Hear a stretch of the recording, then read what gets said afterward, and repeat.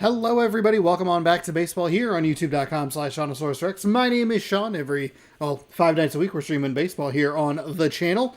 Let's jump into it. We have 4 games for you. Where's my notepad? It's not up. Darn it. Ding, dang, darn it. I didn't open it. Windows.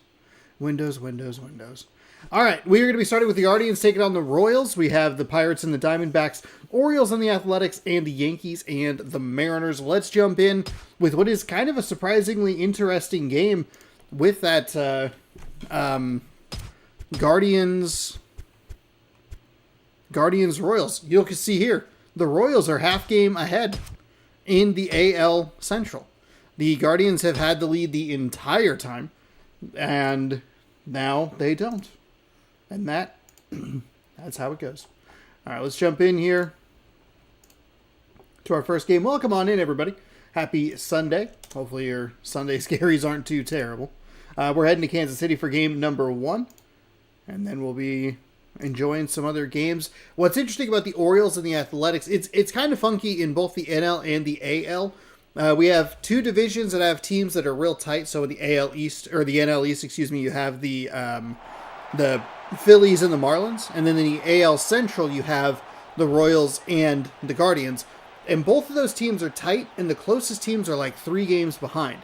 So the Orioles and the Athletics are kind of the next teams up in the AL wild card, and whoever wins that, no matter who loses here, they gain a little bit of space on them as things will continue to unfold here in the final month of the season. Julio Bourbon is the center fielder. He'll lead off. Victor Martinez at catching position. Carlos Gonzalez in left. Jason Giambi at first.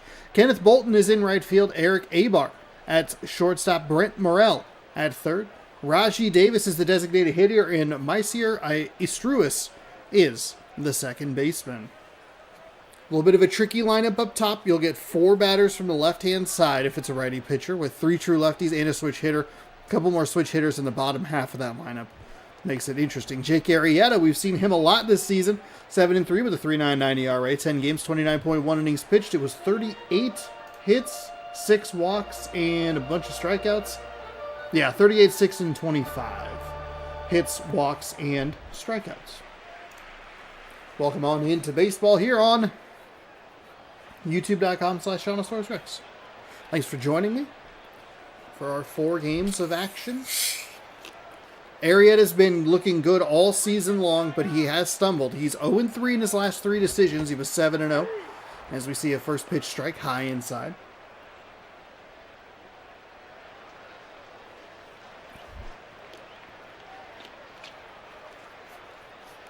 Oh, 1. Almost had him swinging on that first pitch. Wouldn't have been an uncommon sight. That ball is fouled away to make it 0-2. As Arrieta sets and fires. Ooh, that's going to be a curveball. Left it in a pretty good spot. It was a competitive pitch on an 0-2. Gets the batter to roll over it, and 1 gone here. Cleveland is one of the worst rated teams in the game. It doesn't really matter. It does not seem to matter considering that they're the number 1 team in the AL Central all season long. But it is just an interesting little note. That is a strike.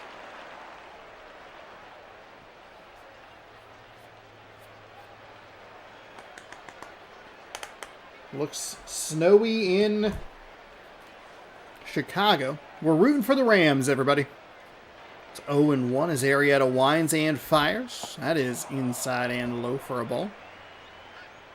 Sometimes I forget Cleveland's in the American League. I don't know why, but I just forget. Couple of the Broncos-Bills game was pretty good yesterday. That Seahawks game was an ass-kicking. That is rolled over. First baseman scoops it and fires to the pitcher covering for out number 2. Then the Patriots dominated the Texans. Texans committed a lot of turnovers. Didn't help themselves, obviously, but I watched a little bit of that game. It just never felt like the Texans were ever going to get over that hump to get that game much closer. The Seahawks game, right from the opening kickoff, was domination. Arrieta Gets him swinging on the first pitch, 0-1.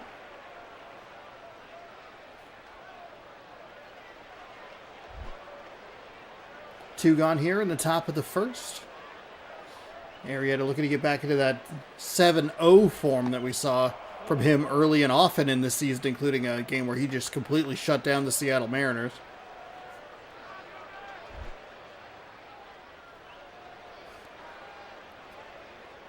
Here comes the 1-1 with 2 outs. That pitch misses just outside. Good patience by this lefty bat for Cleveland to make sure that he's not chasing pitches. I mean, best case scenario, it's a ball. Worst case scenario, it's 1-2. You're probably not going to get a whole lot of it. They'll try the outside again, but it drifts over the middle of the plate. Batter takes the strike in what looked like a pretty good location, makes it 1-2. Or 2-2, excuse me. One mistake, streams over. Here's the wind and the pitch. It is a called strike 3 on the outside corner. That will retire the side for Cleveland in order. We'll get you introduced to the Kansas City lineup here in just a moment.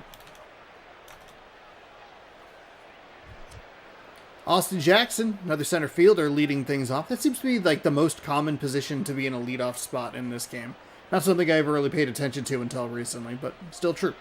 Placido Polanco is at third base. Mark Teixeira at first. Jeff Frazier is in right field. Brian McCann behind the dish. Alexi Ramirez is the shortstop. Josh Willingham in left field. Neil Walker at second. Alex Gonzalez is the designated hitter.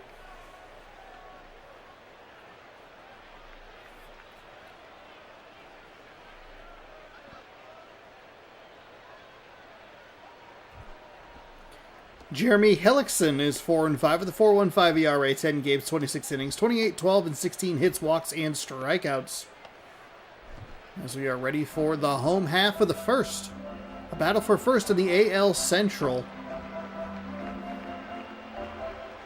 And a surprising late season divisional matchups. I thought they were kind of all but gone, but we have a couple of them here and there, which is kind of nice.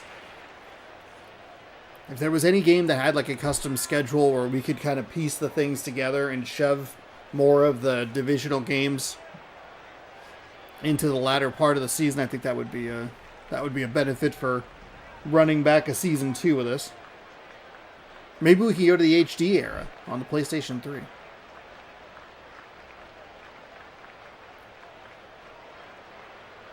Takes a ball and swings at a strike.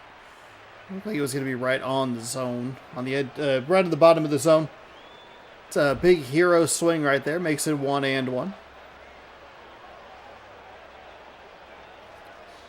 Righty winds and fires. Nice patience there, good eye to take that pitch well outside. We do see some aggressive swings on some sliders that peek outside or some curveballs that drop into the dirt. What a good eye there, and a good eye as that one sailed high. Really only took the one swing, and that pitch was right on the edge. 3-1. Pitcher shakes off his catcher. You don't like seeing that. Here's the wind and the pitch. It's 3. Ooh. It's that 3-1 count. Batters get really aggressive. Looked like it was a strike from our angle. Fills up the count. From what we've seen, it doesn't seem like they call it on the check swing unless they appeal. They're going to call strike 3 right at the knees. That was the same location that he went for the swing on that previous time he went that low, but I was a little surprised to see him be so patient.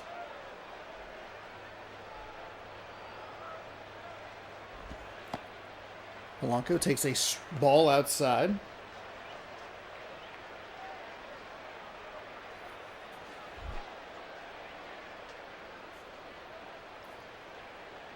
Ready for the pitch here. Here's the wind hand. Fires inside, low for a ball.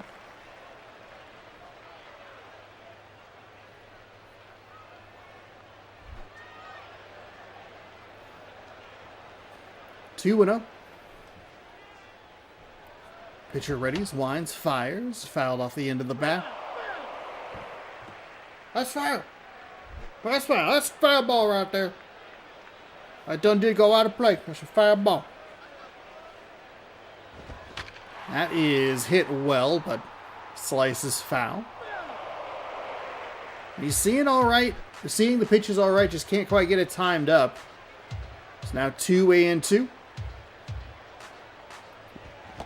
Ooh, okay. Held the swing back, and the pitch missed low. Fills up the count yet again to the Kansas City batter. Got the punch out the first time. What can he do with a payoff pitch here? He'll foul it back. Straight back to the backstop there. State Farm sign will be out about 3 weeks with a concussion. Here's the wind and the pitch, another payoff, and that is hit well out to left field, but the left fielder makes the leaping grab. Sometimes I get tricked with that speed.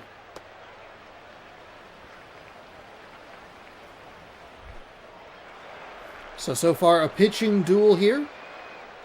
5 total batters up, 5 total batters down. It'll bring up Mark Teixeira. See what he can do against this right-handed pitcher.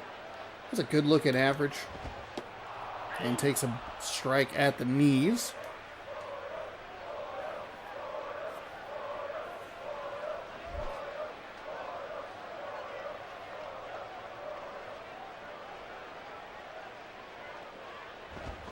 And Teixeira is going to slap that up the middle. That'll be a 2-out single to keep the inning alive and register our first hit of the game.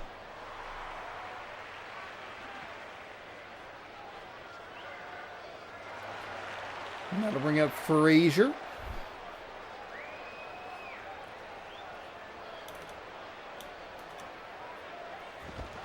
Ooh, big swing and a miss. That was a nice pitch that had a good ride through the zone.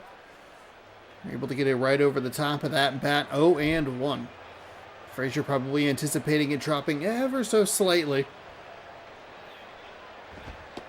And that one gets this call as well, right at the letters. 0-2. So about a month left of the sim season? Yes. I think it's quite literally 30 days left after this. We have the rest of June and the first 4 days of July, and that is hit foul. How's it going, David? Good to see you. Head of research. That's a foul ball. Sorry, I was early umpire. My bad. That's a foul ball. That did be one of them there foul balls. 0-2. Good.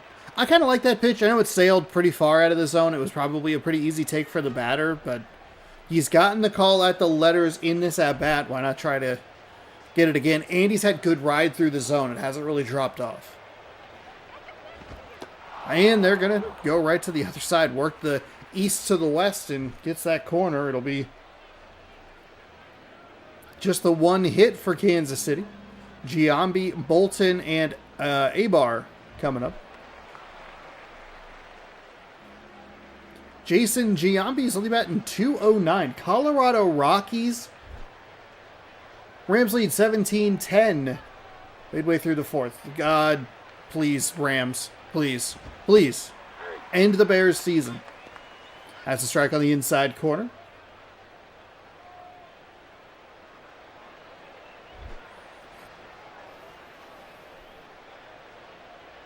Shakes his head and readies to fire. That is low for a ball. But I guess when I think of Jason Giambi, I think Athletics, but that seems wrong. That seems like he played there for one season. It just happened to be the year that I had that video game. You know what I mean? That's inside.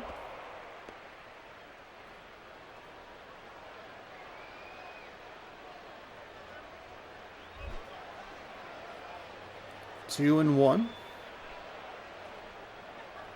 Arrieta readies, winds, and fires. That misses inside as well.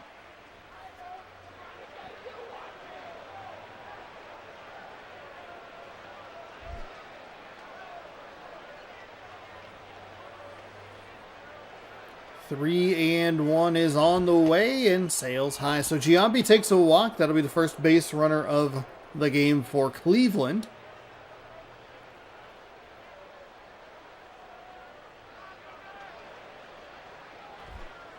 Royals were unable to do anything with a runner at first. Of course, that was with 2 outs. Not with nobody gone.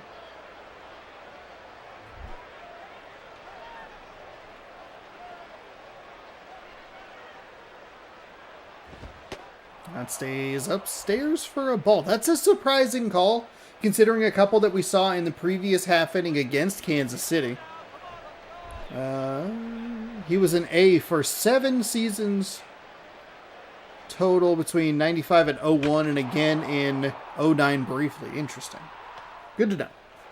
Thank you. 95 to 01.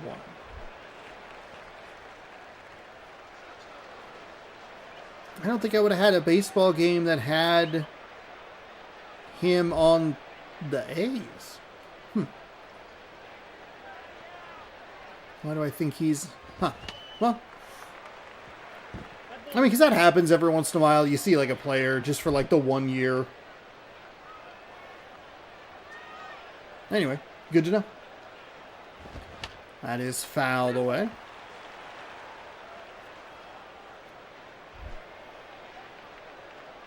Then again at 09 briefly. Here's the 0-2. That's fouled away.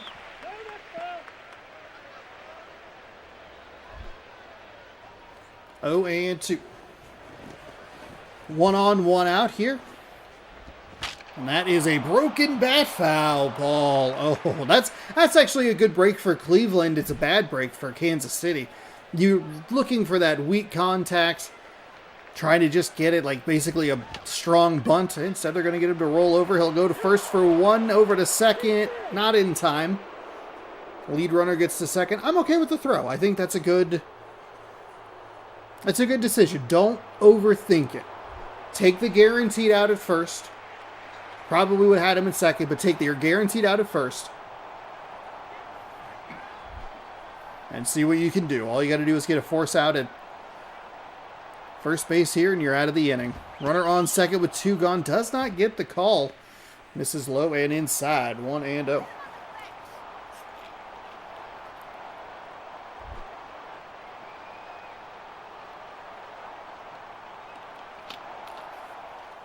Wind and the pitch. This one is punched out toward right field. And that will be out number 3. So, hey, the pitcher throws him out at first base and is able to make the necessary play to get the out to end the inning. Good for him. I did get a little worried because we've seen, I know we're in a different area, but we saw 4 home runs in Philadelphia, like, carry out to right field, and I'm like, that might end up being gone. Who knows? We have no score here in the bottom of the second. Kansas City back up to bat. He'll take a ball. Low and outside to the lefty. Would have been a brutal strike call considering a couple that they called balls, but everything's fine. It's all good. We're not criticizing the officials. Here's the wind and the pitch. That is just on the outside edge. Gets the strike call. Nice location.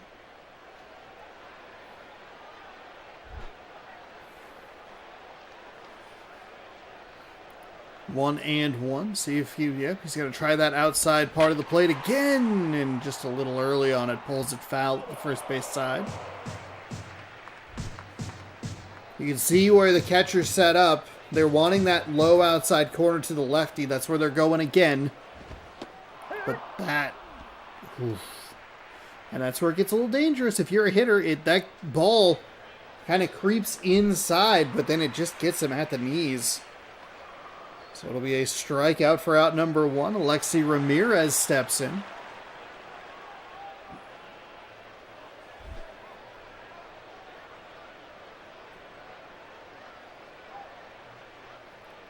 The righty. Oh my goodness. He's going to be lucky if that just goes into the glove. That felt like Alexi Ramirez is going to want that pitch back. Felt like he was all over it, but just could not drive it away from the center fielder. 2 away.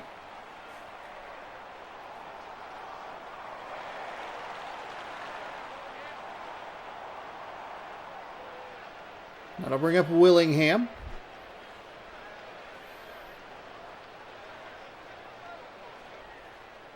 Here's the wind and the pitch. It is rolled over to third base. He'll fire across the diamond, and quickly 2 gone. Or actually, that's the end of the inning. I went so quickly, I forgot there was one of those outs. It was a strikeout, a fly out, and a ground out. We have 1 total registered hit. The Royals had a walk that advanced to second, but no score so far. The 8-9 hitters coming up for Cleveland. God, that logo flip for some reason. That's how broken this game is. It's like it can't even keep track correctly of what inning it is and where the teams are. So we're heading top 3, a scoreless top 3. Arrieta gets the swing on the first pitch. It's grounded to second. He'll throw over to first in time for the out.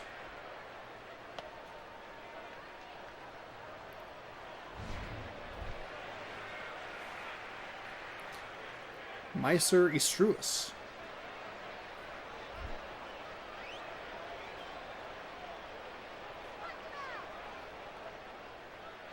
Here's the wind and the pitch. That is fouled away. He might want that one back. It's 0-1. And that is going to be some weak contact to a very nonchalant shortstop.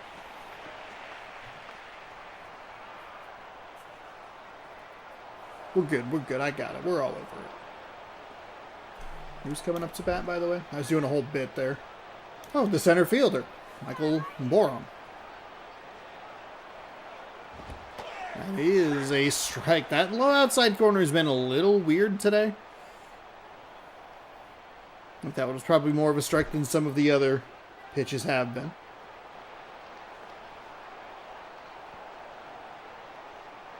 They're going to go east-west. Thought about swinging, does not.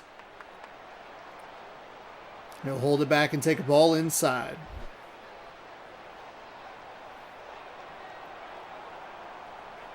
Here comes the 1-1 pitch. That's low for a ball. 2-1. It is wild to see how often the catcher's set up so far inside or outside, like in the other batter's box, and you just watch the pitch just drift right over the middle of the plate. Arrieta fires that one. Seemed like it was right at the letters. Thought that might be a strike, but the umpire does not call it.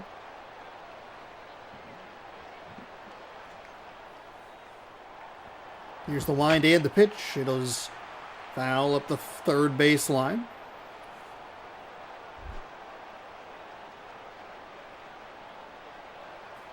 Full count coming up. Here's the payoff pitch. Inside for a ball. Nice. That was a pretty easy take. That was way inside.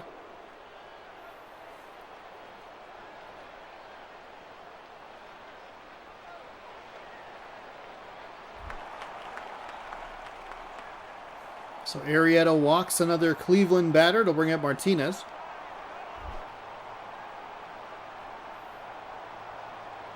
A runner on with 2 gone.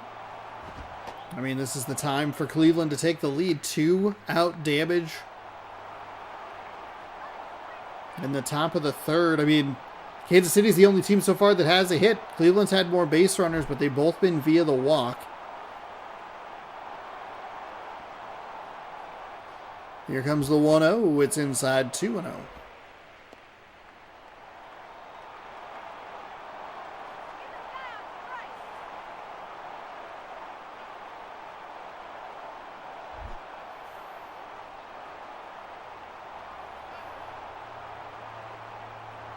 Here comes the 2-0. They put the runner in motion. The throw is down and in time for the out. That will retire the side. They try to get aggressive, advancing that walk to second. But a nice throw down by the catcher. And in this game, like I think in most scenarios, you would want the throw kind of low so that you can swipe for the tag. With this game, that's the perfect location. Because no matter where you throw that ball, it's coming back up before it goes back down. So that's as fluid as this game has ever been. Neil Walker steps into the batter's box. One swing can get it done for them.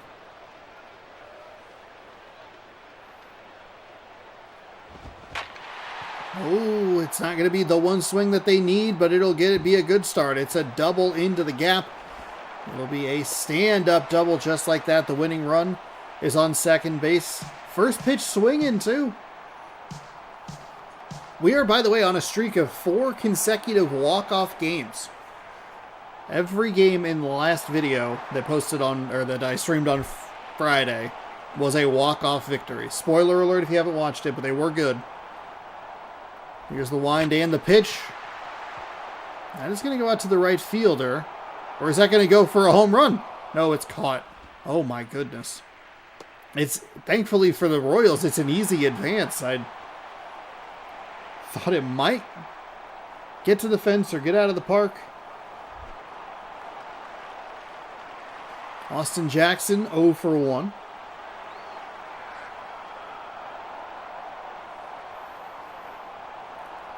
Jackson, plenty of ways to get the runner in.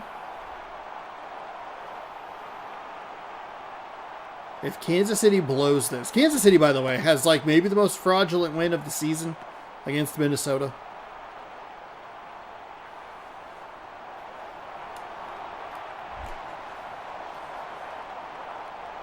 One and out.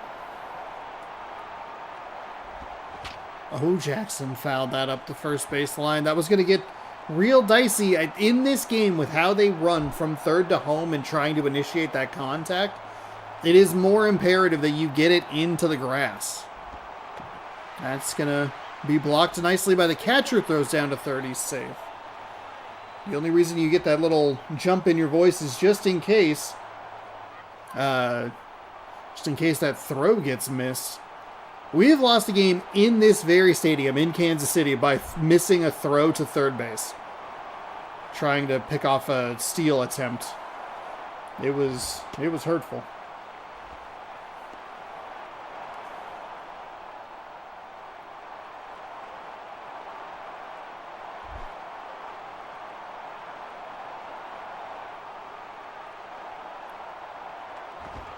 That is inside. Okay, so 2 on, just the 1 out. Runners on the corners. Double play is in order, but this game's not particularly smooth, and they might throw it home, even though they shouldn't.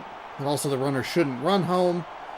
The game's honestly a whole mess sometimes. Placido Polanco 0 for 1 today. He's batting .305.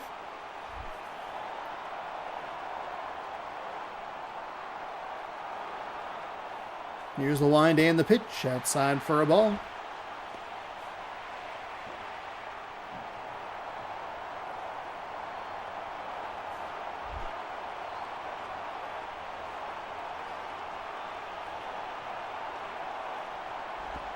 Oh, that's a good take. It looked really good coming out of the hand. It looked like it was going to be kind of that looping, like, it's going to be a hanger, but it dove nicely out to that outside corner. They will check on the runner at first. He is safe. Is there 99.9% of the time they are safe. That throw looked like it might get wild. I mean, if that is how they lose this game, oh boy. A bad check on first base. That is... No, that's out number 1. They're going to go home. No, they'll turn it back to third. Smart move as the throw was accurately thrown in. Did a weird thing of him in between first and second base, but all right. Mark Teixeira is 1 for 1 with a single. Does he get to play hero today? 2 on, 2 out in the bottom of the third. Here's the wind and the pitch. It is a strike on that outside corner.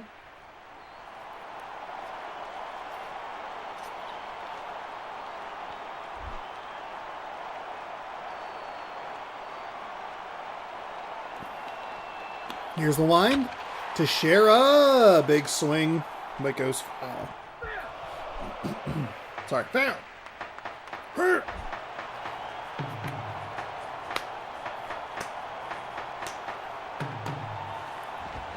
Teixeira swings and misses, and the Cleveland Guardians get out of the jam. We played at the top of the fourth. First extra innings game I think we've had in a little bit.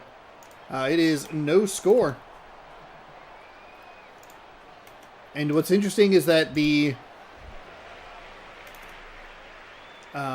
Royals are the only team that has a hit. That's where it gets weird.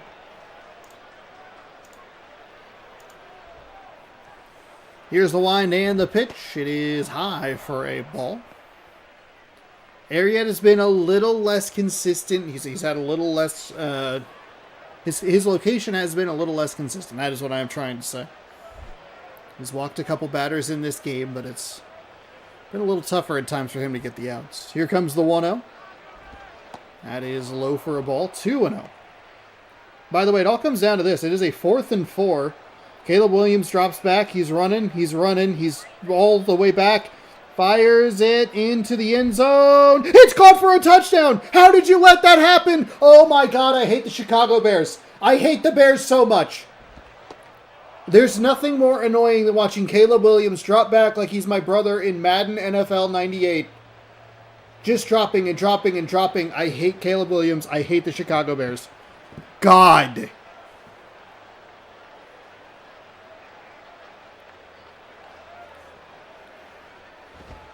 That is in for a strike. That's unbelievably annoying. He did the same thing to Green Bay last week a few different times. Okay, now it's the extra point. 3-1 count here, but here's the extra point. It is up. It is good. 18 seconds at 17-17.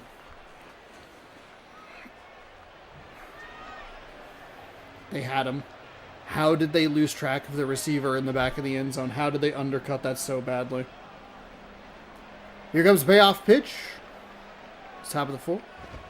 That is fouled away. Motioned him out. It's 1-on-1. The camera that they have does not show it very well. Oof. That is crushed out towards center field. Does the center fielder have it? He does. He makes the play. He threw that from the 40-yard line. He threw that. That was 45 yards in the air.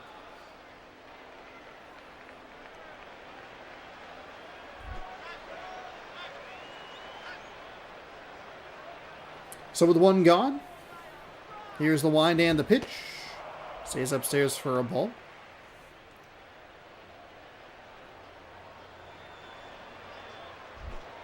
That's a terrific shot. They're fighting in the end zone. I don't know what happened there. That is inside for a ball.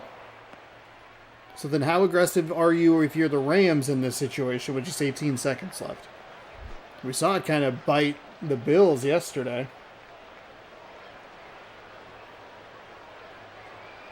Here comes the 2-0. Gets the swing and the miss. Pitches on the outside corner. Okay.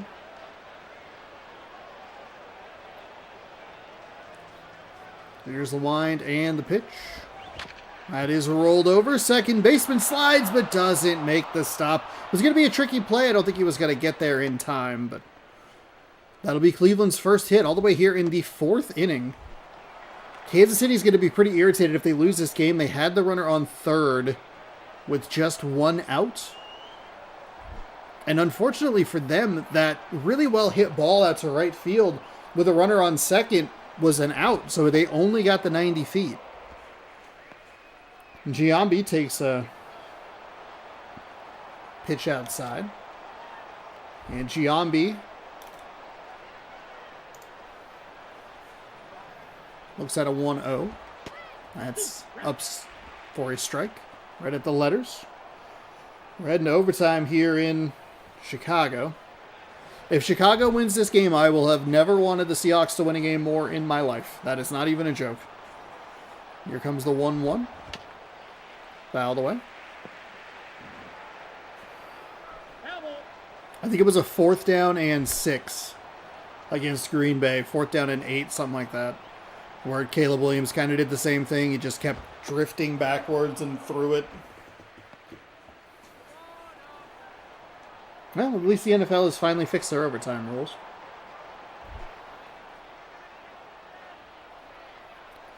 Here comes the 2-2. It is inside, fills up the count.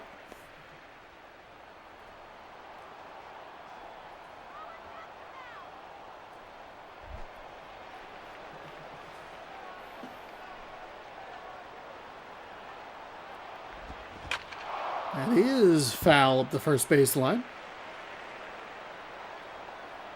Giambi putting up a good fight here. We'll look at another payoff pitch.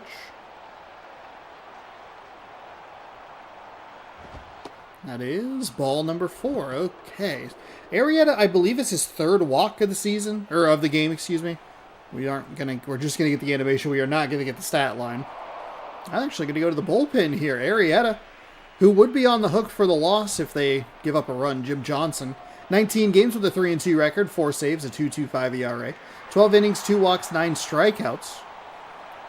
But Arrieta, you could see getting a little less accurate every at-bat. Seemed like it was more and more of a struggle.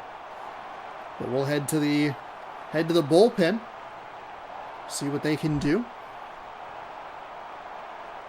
There are 2 runners on, 1 out. First pitch is low for a ball.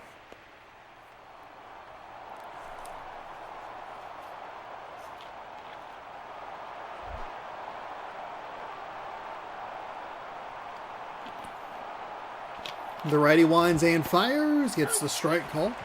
It was a nice pitch. It wasn't that. By saying he gets the strike call, it sounds like I'm going like he didn't really get it. No, that was a nice pitch. He threw that in there well. Makes it 1-1. That'll be rolled foul up the first base line. Good break for Cleveland, as that's likely a double play.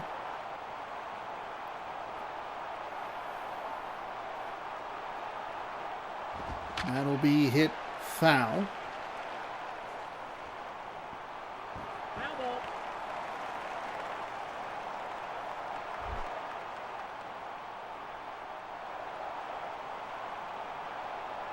Foul ball keeps the count at 1-2.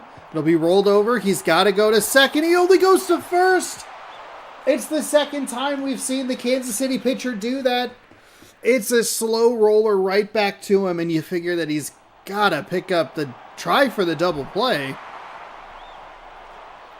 Okay, he made the play. He now has to do what Arrieta did before him. Arrieta threw it to first instead of to second to try and start a double play. He was able to get the fly out to right to end the inning and neutralize the threat, but we'll see what, was it Johnson, I believe?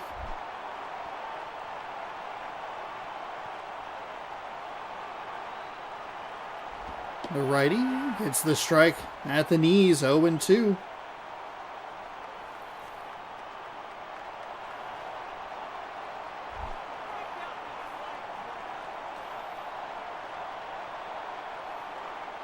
Here's the righty's pitch. It is hit foul up the third baseline.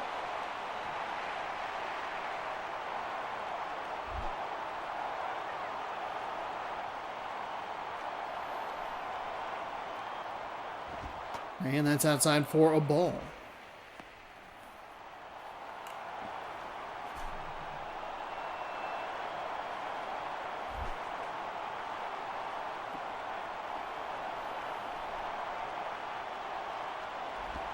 That is in the dirt. Blocked nicely by the catcher, though. Throw down to third. Gets a little wild.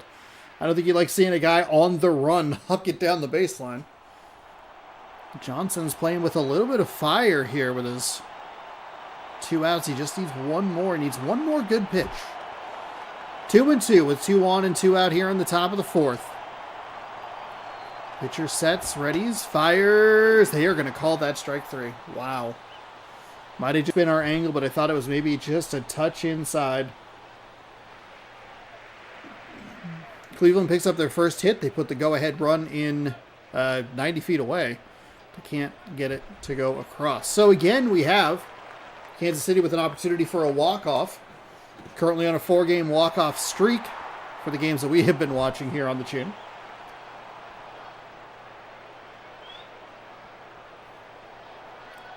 Here's the wind and the pitch. It is in for a strike.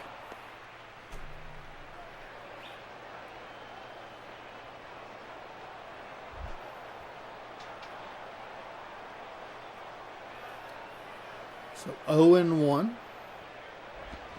Ooh, boy, that's a big old swing and a pitch that did not look good from the start. That's what I was talking about. We've seen a couple of good takes on some of those pitches. The sliders breaking outside. That is a bad swing on that pitch. There is the rollover to first. He stands up and steps on the bag. Brian McCann. As the Bears defense forces a 3-and-out for the Rams, so they will probably win this game. That is outside for a ball.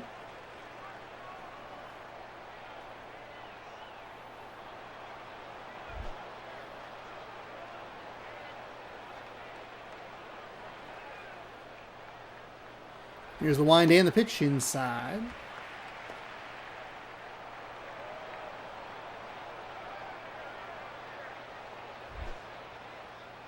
Two and 0. Shakes his head in approval. The wind and the pitch. Oh my goodness, I don't know how that got past the shortstop. He's hitting first and making the turn for second. He doesn't have the legs, but the cutoff means that he is safe. I think if maybe the outfielder either has a touch of a stronger arm or doesn't throw to the cutoff, they might have a play at it. It's a weird play. And that happens every once in a while. I don't know why. The game just kind of decides you're not catching this ball. We can take a quick look at the replay just to see. As Alexi Ramirez steps in, he's 0 for 1. And you can see the speed rating there pretty bad. I mean, that goes right by him. That goes through his leg. In a shocking turn of events, a game for Kansas City has a ball go through a player's extremity. Wild. So the Royals again have the winning run on second base. He does not have speed. That is going to be the important part here. You could see it as he was hustling around to get to second. And it was a closer play than you might think. But even when we're pausing and unpausing, you can see how low that little graph is, or bar. It's not great. But we'll see what they can do. Here's the wind and the pitch. It is at the knees for a strike.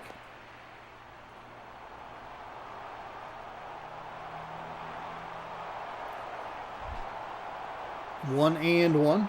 A runner on and one gone. Here's the wind and the pitch. Low for ball 2.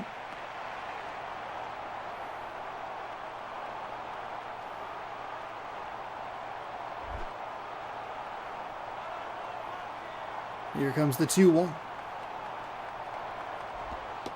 And that misses low.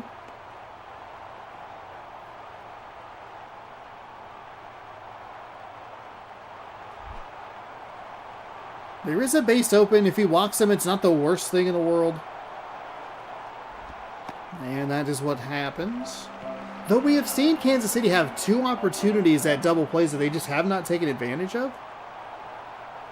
And then we see the funky play with Cleveland's defense where the ball just got past the shortstop. I'd imagine Cleveland gets into their bullpen here. And they will indeed get into their bullpen. We could see his energy was pretty low. Juan Gutierrez, 19 games with a 3-2 record, 5.84 ERA with 4 saves, 12.1 innings pitched, 7 walks, 9 strikeouts. Arrieta, by the way, is off the hook.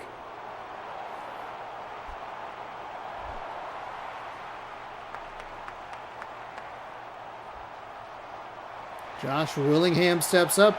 Winning run is on second.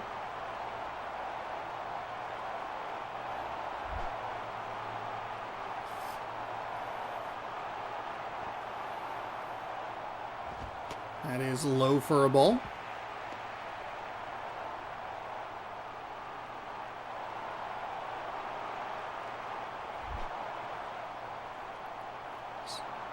Pitcher readies. Fires. That is going to get And out in left field. Boy, just got a little too much of it right to him. I wasn't sure if it was going to maybe drop in front of him. Sometimes the fielders play the ball a little bit funkily. Like where you think they maybe should be a little more aggressive, they'll play it on a hop, which is a little odd to see.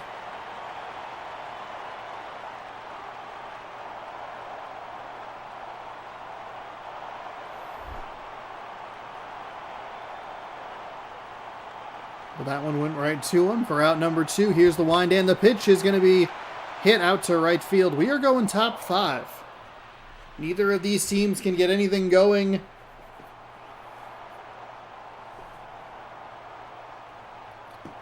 One hit to 3 hits. Morel, Davis, and Istruis coming up here for Cleveland. Maybe not the best guy in... Maybe not the guy you want in this position with just a 184 average. So it'll be a battle of the bullpens. I feel like it's been a bit since we've had an extra innings game. And it's been a bit since we've had an extra innings game get this deep. Swung on and missed.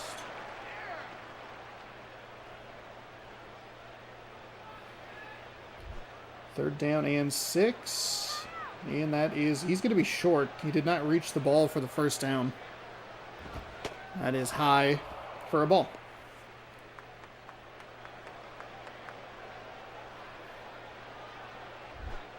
And Ben Johnson and all his genius is going to go for it. That's sarcasm, by the way, because that's foul.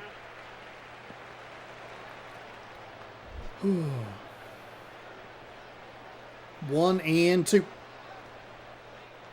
Here's the wind and the pitch. It is inside. Evens things up at 2 and 2.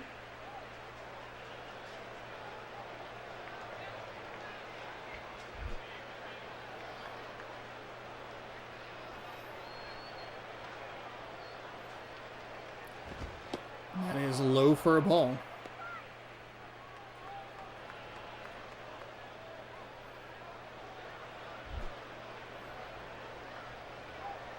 Full count. Here comes the payoff pitch. That is hit. Oh, diving. Stopped by the first baseman. Everything about that was weird. Everything about that was weird. I don't know why he dove at the ball away from him. I'll take a look at it from this angle over here. It's Teixeira making a nice stop. I mean, we're not arguing that at all. But it's going to look better here in the replay, but in real time, it just looks so funky as this ball looked like it was behind and over him. Looked like he wasn't on the bag. I mean, he clearly is. Everything about this game looks weird in real time.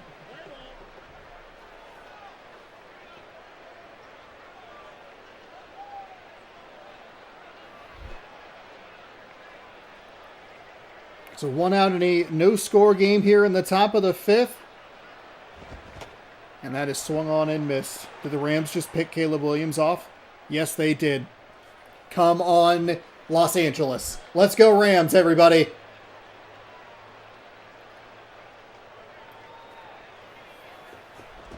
That is hit. Foul up the third baseline. Got a good... This game's... I'm going to be honest, this game's kind of boring. Both of these teams are very bad. It's a pitching duel a little bit with some... It is a pitching duel with a little bit of MLB 11 on the PS2 funk. As in, the ball went through that guy's, like, right leg or whatever. Is it an interception? Oh, it sure is. That is a great pick. I'm proud of you, number 3. That's a strike 3. Speaking of threes, Davis retired on a pitch that might have been a little bit low. But you cannot leave your at-bat in the hands of the umpire. Devontae Adams. Throw it to him for a game-winning touchdown. Here's the wind and the pitch. It is... Oh, boy. This zone feels like it's getting a little bit looser as this game goes along.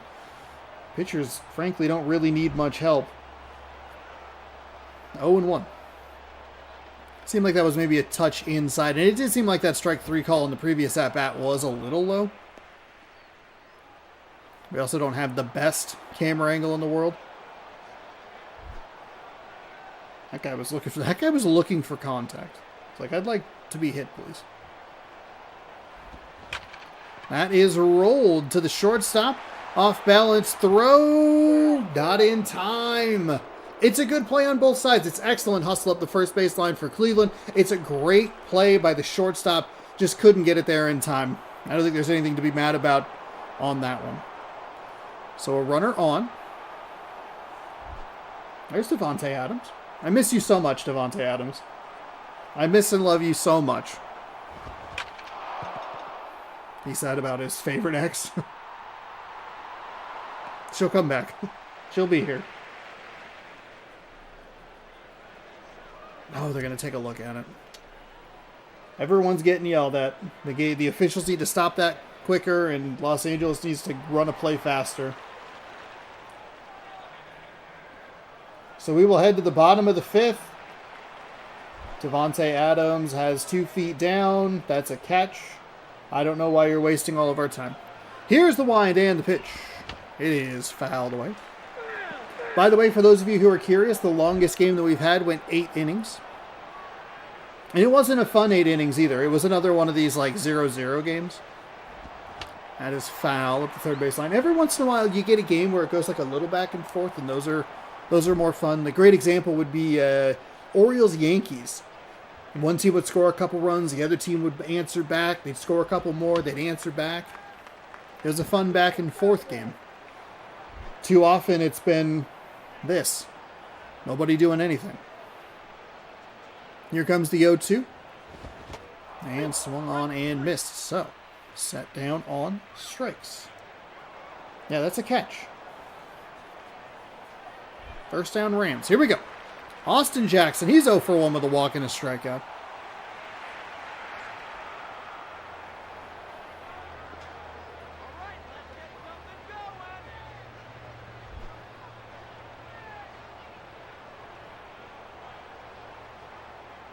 Here's the wind and the pitch. It is low for a ball.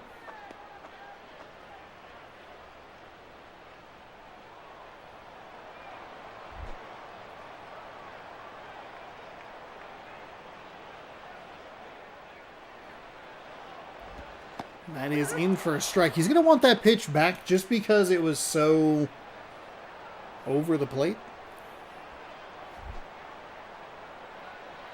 The pitch does make it 1-1. Seems like the pitcher doesn't really like what the catcher is calling. And he's going to get rewarded for it. That is a bad swing on a pitch outside. If you flip those swings, at least if you take that second one, the first one, maybe it's just a foul ball. It's a bad break for Kansas City, who are looking at 2 gone here in the bottom of the 5th. He likes that call as he shakes his head in approval. That is inside for a ball.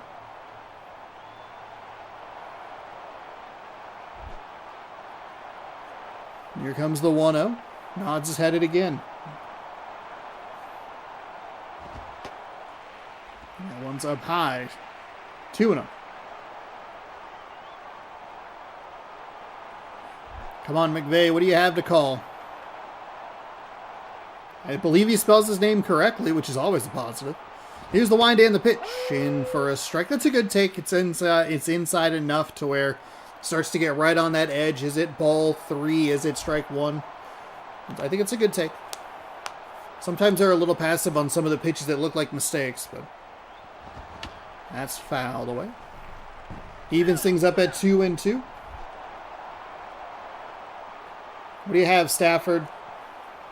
Come on, number 9. Here's the wind. Rolled over foul.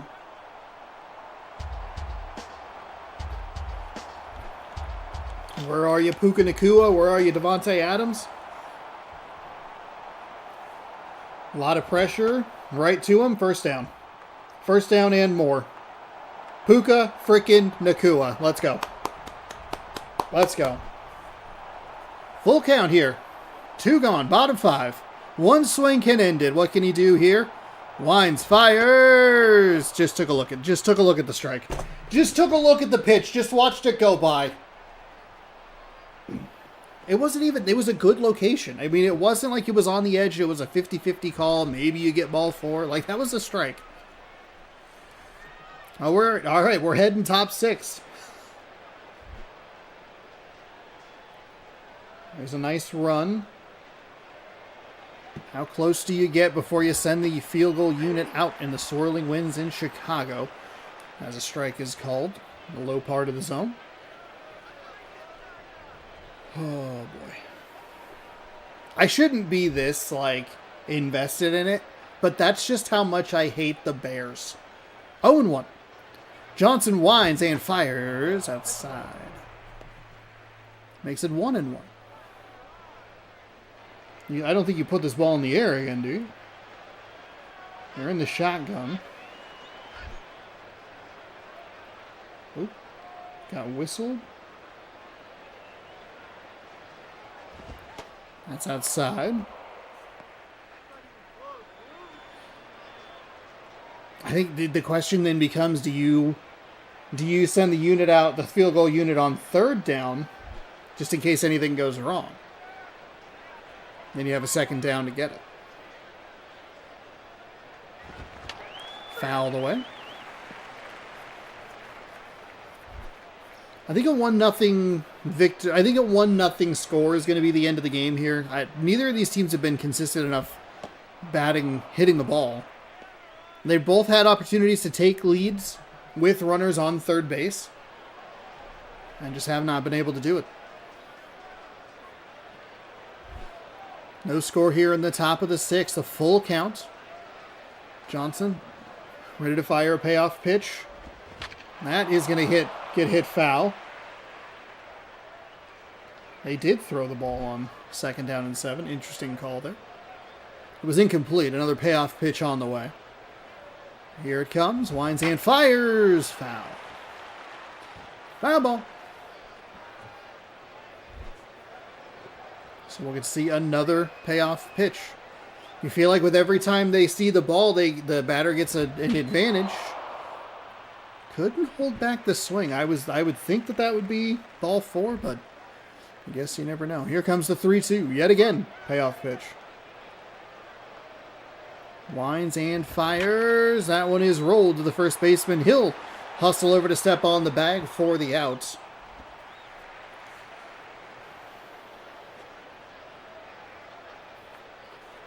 It'll be 4th down and 7. They took a couple of shots at the end zone. Scott Downs. 3 games, a 1-0 record, 1 save. 6.75 ERA, 2.2 with 2 walks and 2 strikeouts. So it all comes down to this. It'll come down to Mavis. They're going to call a timeout. Or do they just let it ride? No, Ben Johnson's too annoying. They'll let it go. The kick is up. The kick is good. Is it good? It's good. Did they end it? Yes. Go Rams. Suck it, Bears. I hate you, Chicago Bears. Let's go. Yes. Yes. Middle fingers in your face, Ben Johnson. Suck an egg. Let's go. I don't even... Yes. 1-1 with 1 out. I'm so happy right now. That is a hit into left field. And that is an out. Let's go Rams. You know what? It's a double win. I'll be honest, it's a double win. With how fun that Seahawks-Rams game was back on like December 18th or whatever, I wanted a third matchup between these two teams, and for them to knock out the Bears is just, it's double. It's having your cake and eating it too. Let's go! Shouldn't have taken overtime, but whatever. Swung on and missed. I do think that Caleb Williams would be one of the more interesting players to watch next season, because we have seen in the past those quarterbacks have those lightning in a bottle seasons, and it will be interesting to see how does he respond in season 2? What adjustments do defenses make against him? How does he adjust to those adjustments? If we're trying to speak somewhat positively about the godforsaken Bears. Let's go Rams! We're heading to the bottom of the 6th. Yes! Beautiful! Sean McVay, in this moment, I love you. Mark Teixeira is 1 for 2 with a single. All right, Royals. Can you make me happy again? by winning this game, doing anything offensively? I do wonder, because usually Ben Johnson called the timeout before the end of the half against the Packers last week. And then McManus missed the kick. So I wonder if he was trying to play the mind game of the kicker assuming, like, oh shoot, that's right back to the pitcher over to first base for the out. Is he trying to play the mind game of the kicker assuming, hey, the coach is going to call a timeout, I don't have to be in a thing, and then you look at the play clock and you're like, oh shoot, he's not going to call a timeout. But in classic cutesy coach fashion, he kind of outthinks himself there. If that's the case, I don't know. I don't know the mind of a moron in Ben Johnson. God, I hate Chicago. I hate the Bears so much. Loved my time in Chicago. I liked the city. Wrigley Field, pretty sweet. But I hate the Bears. Here comes the 0-1. That is in for a strike on the outside.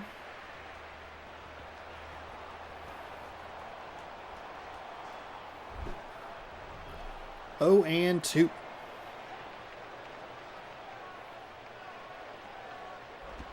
That is hit well out to center field, but right to him, and that's out number 2. So neither of these teams can get enough on this ball to get it out of the park. He's retired 7 straight.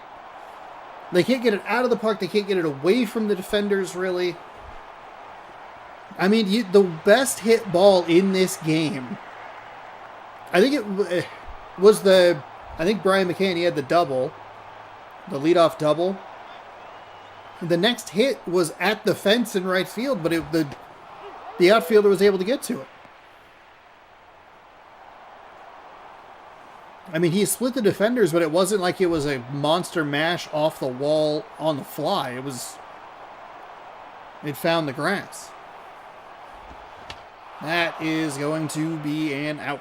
Brutal break for the Royals. We will head to the top of the 7th. We are in no score hell. Bolton, Abar, and Morrell coming up. Kenneth Bolton, 0 for 2.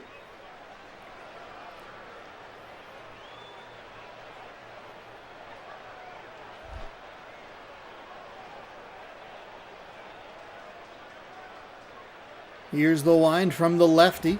That is crushed foul. Oh, did he just come in?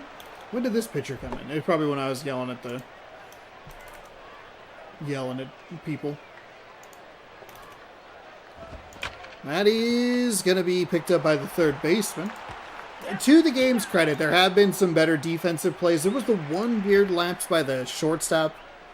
They're going to go to the bullpen. Okay. Oh, no, we're getting the commentators. There, we can skip that. I'm your commentator. It's me, and me. Eric Abar. He's 0 for 2, has a strikeout to his names. Or to his name, I should say.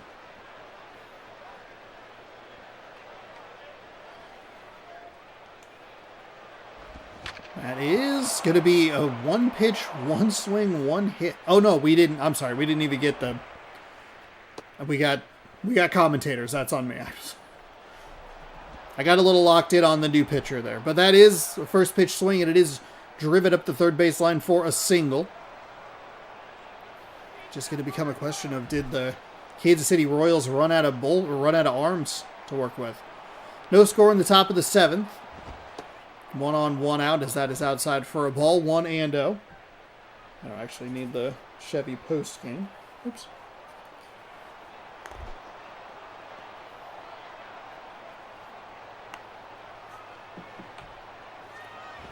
That is hit. Shortstop comes up with it, tossed to second, over to first in time. That'll retire the side, and we'll head to the 7th inning stretch, everybody.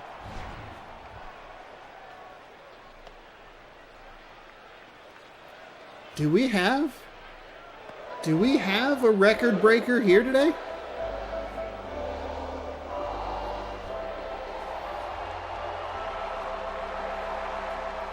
Cleveland will head to the bullpen. It'll be Esmerling Vasquez. 3 games, no record, no saves, no ERA. No really, as Merling, I believe is how they said it there. Where's my, hold on. He is, what, he has 2 innings pitched, 3 strikeouts, no walks. Alexi Ramirez, he's the guy to get something done here, maybe. Unless we want to try and tie the record. We've had 2 8-inning games. One of them was the Royals and the Twins, I believe. And then the, well, I think I marked it as a note. Low. Let's see. I have marked one as Goaty. Great back and forth. Great game. Great game. Pretty sure I marked one as broke me. I thought I did. That's fouled away. Yep, broke me. It was Rays and Padres. Oh. Why did I think the Cubs were involved? Maybe I'm thinking of a different game. Sure, the Seattle Sports app is notifying me that the Rams and Seahawks, yep. Seahawks-Rams Part 3, division rival coming to Lumen Field for rubber match of NFC title game. That, I believe, is the late game at 6:30 Eastern, 3:30 Pacific. That catcher did a lot of work around home plate. He started behind it, moved to the left. Then the wind kind of pulled it in front. They did like a full, 180. 1 gone here in the bottom of the 7th. I don't think I ever want to watch the Royals again. And I feel like it's not the first time I've said that about this team that is so frustrating.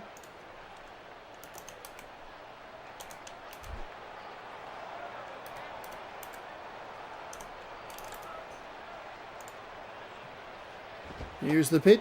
It gets that outside corner. Outside and away. So 1-1 with 1 gone.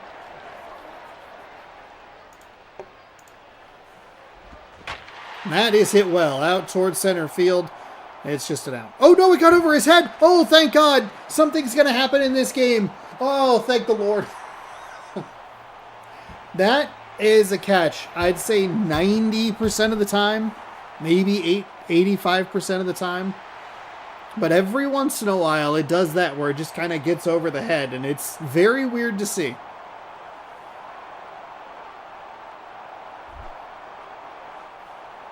Kansas City looking for their second horribly fraudulent win of the season. That's outside for a ball. Yeah.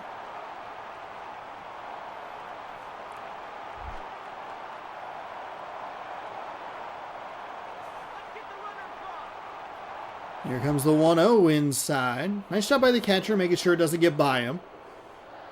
With that way that pitch was going into the left-handed hitter, if it gets by the catcher and goes towards the backstop, up that first baseline, the runner on second would take third. That should do it. Is he gonna have enough speed? He's around third. The center fielder is up with the throw. The throw is in. The pitcher relays not in time. Safe.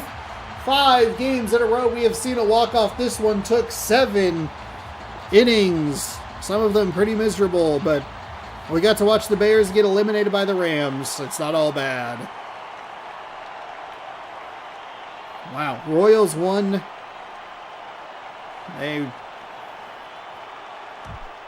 Okay, not the most fraudulent win.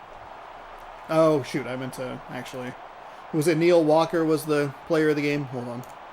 Let me grab the stats. Scott Downs improves to 2-0 as Merling Vasquez 0-1. Neil Walker was 2 for 3 with a double. He had an RBI as well. 1-0 your final from Kansas City. Whew, we are moving on. They got close to tying the record. 7 innings, 1 run.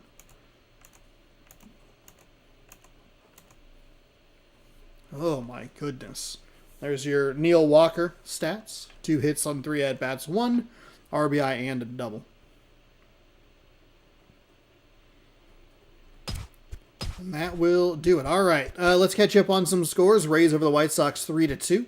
Tigers over the Blue Jays 2-0. This is a bad series for the Blue Jays. Blue Jays are looking for a wild card spot, and they are chasing down that NL Central, that second place NL Central team, which would be Cleveland right now. And they did not play well against the Royals in a set that they had. They have this series against the Tigers that they have already lost because they lost today and yesterday. And you have the Royals again for the Blue Jays, who could be 26-29 rolling into that. The Blue Jays have been one of the more confounding teams in MLB with our fantasy draft. Braves over the Giants 3-1. Marlins beat the Padres 5-0. The Reds beat the Mets 1-0. And we saw the Royals win the 7-inning marathon. We're going to slide down a little bit here. It is Pirates and Diamondbacks. Yeah. We have 3 of the final 4 games of the day. Pirates and Diamondbacks. These teams are chasing the NL East, second place NL East team, which right now is the Phillies, for that lone wild card spot in the National League. Actually, I don't think the Pirates are. The Pirates should lead the NL Central. So maybe this... I picked this game because I think I forgot. I forget that the Pirates are leading the NL Central. Because I think the Houston Astros have played well throughout the whole season. But that's okay. Who else would lead the Central? I don't remember. Anyway, the Pirates are 32-22. The Diamondbacks are 30-25. As we are set for game number 2. Will it be as long as game number 1? Some of us kind of hope not. Welcome on in to Chase Field. Thanks everybody for joining. If you're new, welcome on in. Boy, be sure to hit that like button if you're having a good time. If you want to subscribe, that helps the channel as well. Nick Markakis, the right fielder, is leading things off for this Pittsburgh Pirates lineup. Followed by Nick Johnson at first base. Robinson Cano's at second. Jose Bautista at third. Seth Smith in the designated hitting position. Alfonso Soriano's out in left. Miguel Olivo is the catcher, Go Mariners. Crispy Young, Crispy Quick is in center field. And Ryan Terriot is the shortstop, is what I was saying. Kelvin Escobar, 1-1 with a 7.9 ERA. 2 games, 4.2 innings pitched, 2.46. Who do we appreciate? 2.468. Forgot that number. Hits, walks, and strikeouts. Hello, walk-off. Hello, Sky Zone. Good old June 4th in January. That's baseball for you, yeah. Hope you're enjoying your Flick champions. Nick Markakis batting .308 with 2 home runs, 11 RBI, and a stolen base. This Pirates team, who we saw very recently. Did we see them yesterday, actually? We did. Oh, did we watch this game yesterday? Whoops. Oh, well. Diamondbacks, hey, the Diamondbacks were one of the 4 walk-off wins that we saw yesterday. The Pirates had a 3-0 lead in the top of the 3rd, but that wasn't enough, weirdly enough. Here's the wind and the pitch. That is hit. Oh, past the shortstop's glove into center field for a leadoff single. I didn't even look at the games that we watched yesterday. I completely forgot that we watched this one. A lot of the games started really slow yesterday, but ended up being pretty entertaining, kind of toward the back half of it.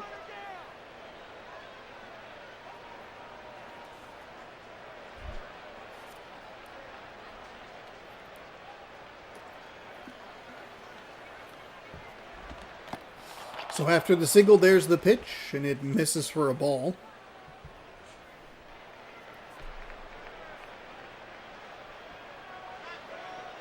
That last game took so long.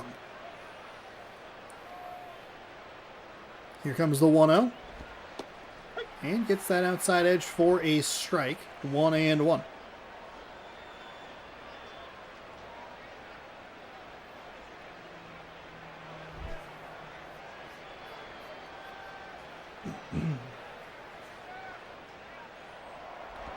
They will put the runner in motion. The pitch is swung on. That's out into center field. He slid into second. Otherwise, might have been able to take an extra 90 feet, but just yeeted that over the covering strike. It's just a collision of men at second base. He'll tap himself on the chest. My bad. Yeah, hey, it was. No one's arguing that. 1-2.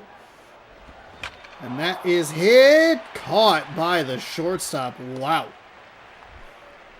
That saved a run. It might not have saved a run. Yeah, because the guy, he was going back and he was going to dive. So even if it dropped into the outfield, it was probably still just going to get to third. But you never know with this game. Sometimes they make bizarre decisions. Robinson Cano, though, steps in. He has an opportunity to drive in a run with a runner in scoring position.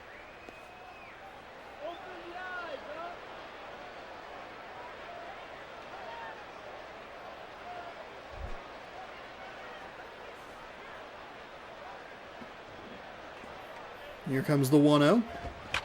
That is hit well. Foul. Sorry. There it is. Now it's a foul ball. Foul ball.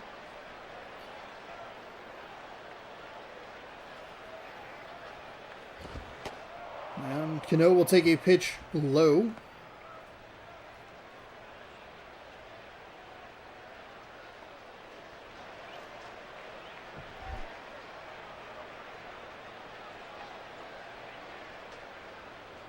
It's 2-1. Here's the wind and the pitch. A little surprised that doesn't get the strike call, but the top of the zone's been a little funky today.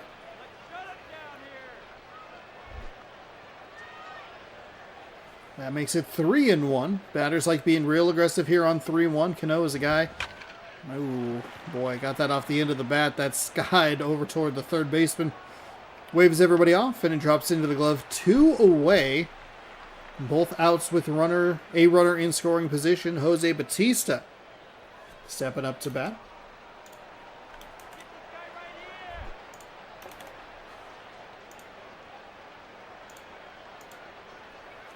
Here's the wind and the pitch. It's outside for a ball.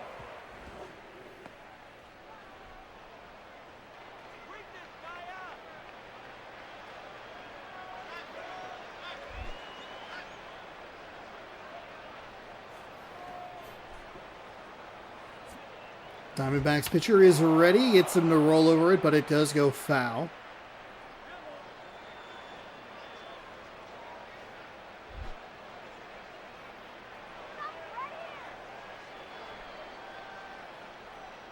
One on its way, low. 2-1. Looks like he's having a little bit of trouble finding the zone in a consistent manner here.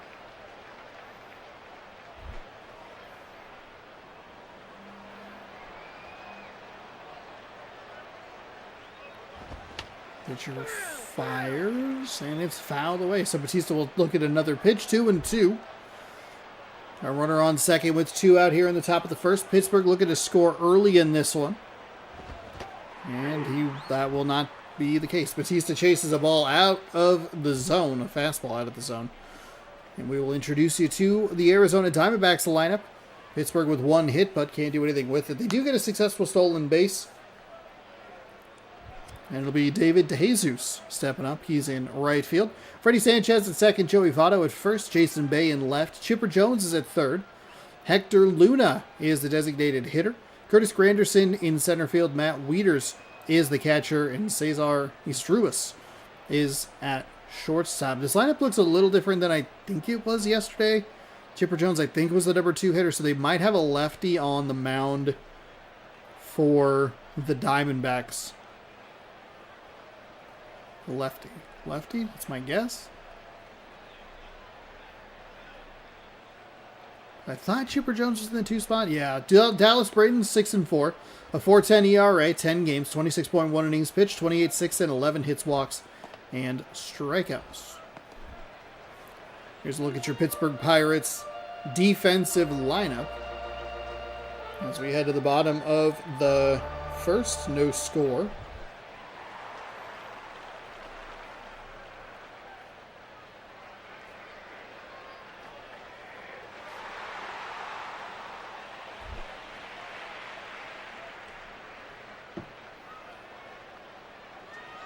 Here's the wind and the pitch. Inside for a ball.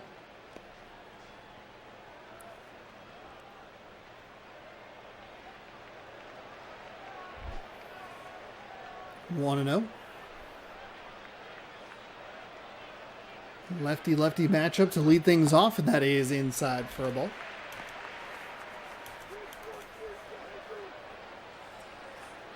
Braden already not able to find the strike zone in a matchup you figured he would have the advantage in. See how patient this batter wants to be. He puts a charge into the 2-0 pitch. Right out to the right fielder. Not a bad swing. I don't think you're too mad about that. It's good aggression. If you get that to go either just a little, if you pull it a little more, slice it a little more, just bad luck. I think that's where they would kick in with the line of like, you have to remember it's all part of the process. And part of that process is out number 1. So the lefty falls behind the first. Oh boy. That is going to stay in the park off the high part of the wall. So it'll be a double. Are the Pirates going to get snake bitten here in the desert? They blew a 3-run lead yesterday. Back-to-back pitches that are hittable. One of them smacked for a double. And that'll go up the middle to center. That'll be a run scorer. Center fielder's up with the ball. The throw is in, but late and up the line. The runner holds at first. Or the batter holds at first, rather. And even with this kind of funky Diamondbacks lineup where they have to split the lefties up a little bit more, he just hasn't been able to find good locations in the zone.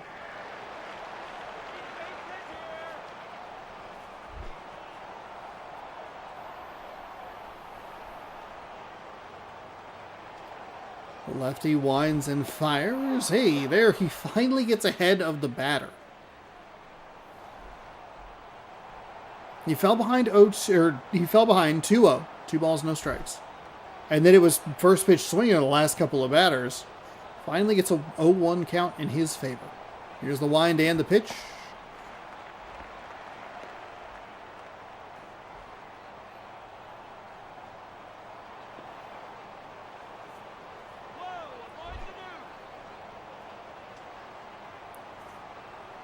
Here comes the 1-1. 1 on, 1 out. Arizona getting on the board early. The best thing they can do for me right now is make this game nice and short to make up for the 7-inning monstrosity that we just watched.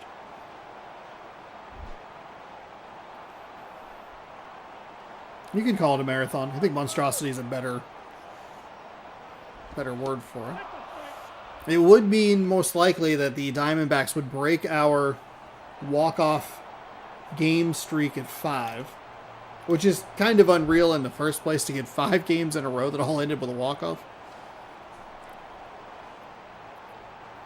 But here's the lefty. That is hit well out to center field, but goes right to the fielder, Crispy Young.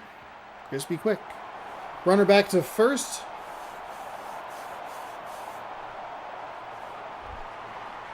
And that'll bring up Chipper Jones. Double play still in order, which I believe is applicable.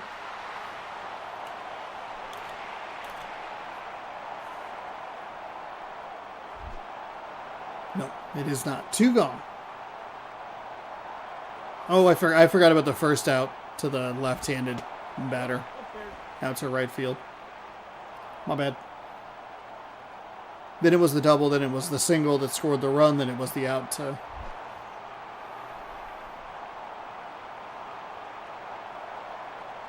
Jones batting from the right side.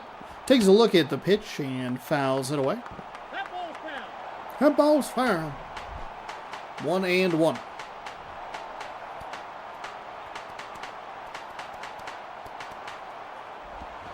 We'll take a big hero swing at that and miss. 1-2.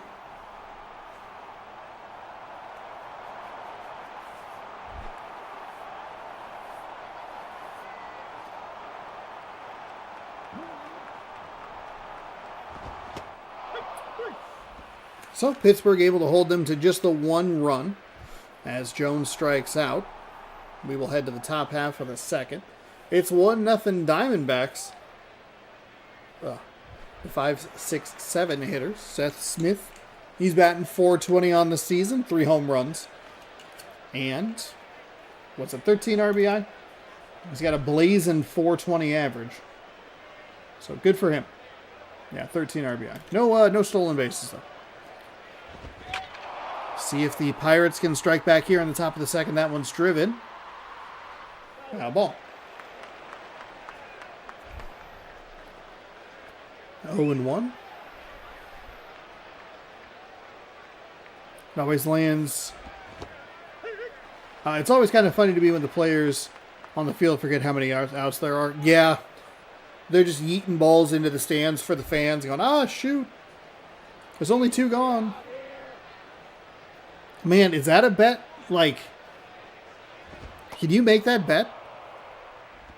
Not to bring gambling in this, because gambling kind of ruining everything. I get that. But, like, who do you think is going to be the first player to do that in a regular season game? Like, what team is going to do that first? That's foul ball. What is that? Also, what is that? What would that be called? Be throwing a live ball into the stands?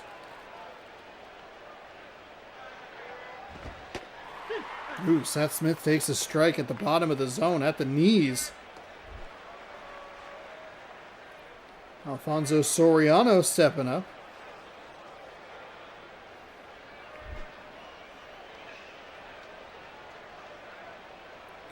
What does that qualify as? Ooh, thought about it. Does not appeal down to first base. What is it? Oops. Is it called when a baseball player What is it called when a baseball player hits the ball? Jeez Louise. Player throws the ball in the stands and it's not the end of the inning. That's the longest Google search I have ever put in. From Ace to Yacker, a glossary of baseball slang.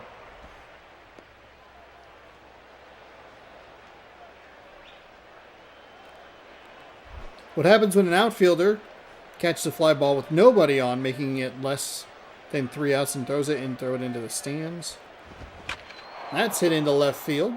That'll get down and get into that funky corner where they'll rattle it around and it'll be a double. Covers the situation. A ball thrown into the stands when the inning is not over entitles the runners to advance. If there are no runners, nothing happens. The batter is out with the ball once the ball is caught. Probably a bad habit of outfielders fall into. Nothing. But what's it called? Because then, okay, so you can figure out, like, what's the terminology for it, right? It's 2 free bases for all runners. Yeah, is there a specific terminology for it to figure out who does it first and who would you, like, take a stab at, like, I think this person will do it this year, you know? Like, when does it happen in a regular season? Because it's not super common. It's weird, but...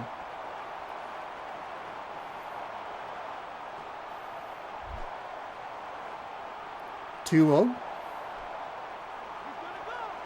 Runner on second. Pirates looking to strike back. That is apparently outside. It's an error. Oh, okay. And a shortstop throws over the first base head into the stands. Oh, okay. I thought there'd be a more fun term attached to it. Jung-Hoo Lee did it last year. Oh, shoot.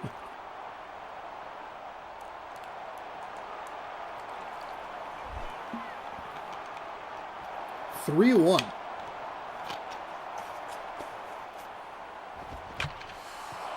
He took that up the third base line, just foul. As the Pirates looking to tie here in the top of the second. It's a full count. Here comes the payoff pitch. That is going to be rolled to the second baseman. He bobbles it, but that's the spot where you can come up with the bobble or get the bobble and still come up with the out. Shortstop probably not going to get it. Chris B. Young. Chris B. Quick. Chris with a hit can tie the game. Something candlestick related. I don't know. Here's the wind and the pitch. Oh, it's going to get away. Kind of okay that it got away there. Didn't roll far enough to the backstop. Runner stays at third. That's a smart play.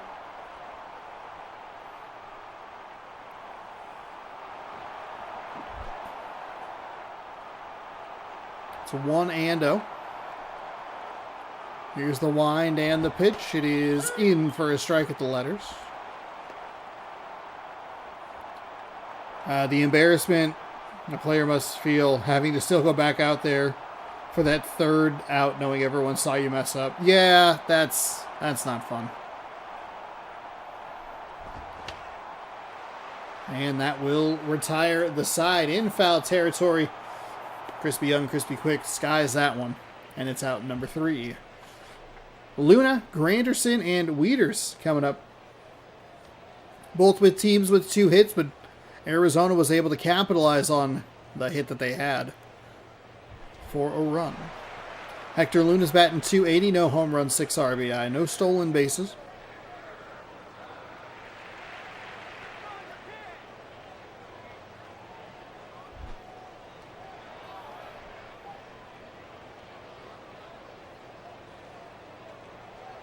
Lefty is ready. Fires that in for a strike. It's 0-1. Well, especially like if you're saying because it's free bases for the opposing team. Like not only have you done like a dum-dum move, you know, like I threw the ball into the stands, darn, kind of a goof, but like there's like an active penalty to it that runners get to advance on your lack of situational awareness. That is upstairs for a ball.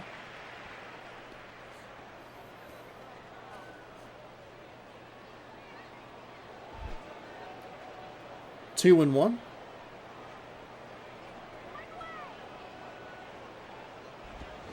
And that'll be hit right to the second baseman. Scoops it cleanly, fires over to first in time for the out. Curtis Granderson has a .287 average, 4 home runs, 7 RBI, and 5 stolen bases on the season.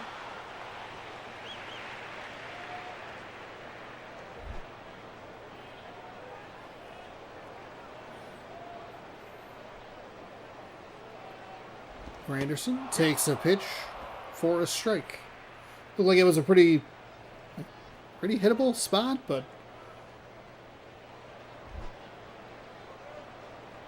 so wait, did the only team that won on the road today, by the way, was the this weekend was the Rams. That's dropped into left field for a single.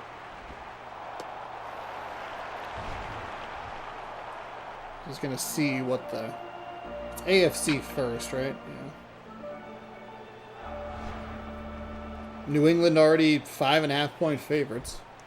It's kind of curious where that would open up. I don't really care about gambling, but with a backup quarterback for the Broncos.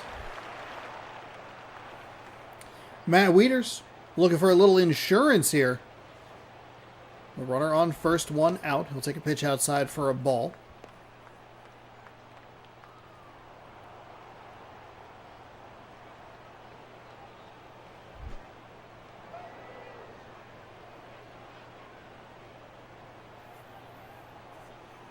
Here comes the 1-0, the pitch.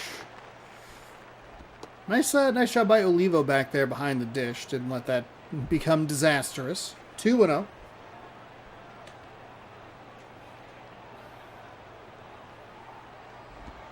That is outside for a ball. 3-0.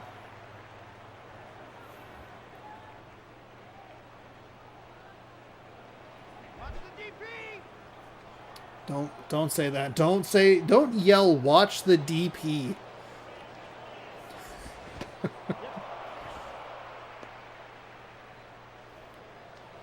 I mean, in some scenarios, I'm sure that is good to yell. 3-1. See how big the swing gets for the Diamondbacks pitcher. Pretty big. It was a good, that's a really good kind of pull the string pitch on him. Especially in this game when they swing so aggressively on 3-1. 3-2. Here's the wind and the pitch. It is foul.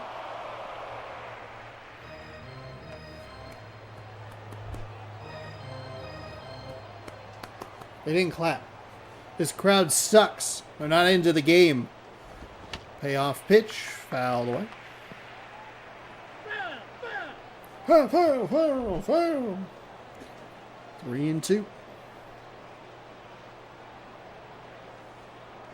Lefty fires. Foul ball.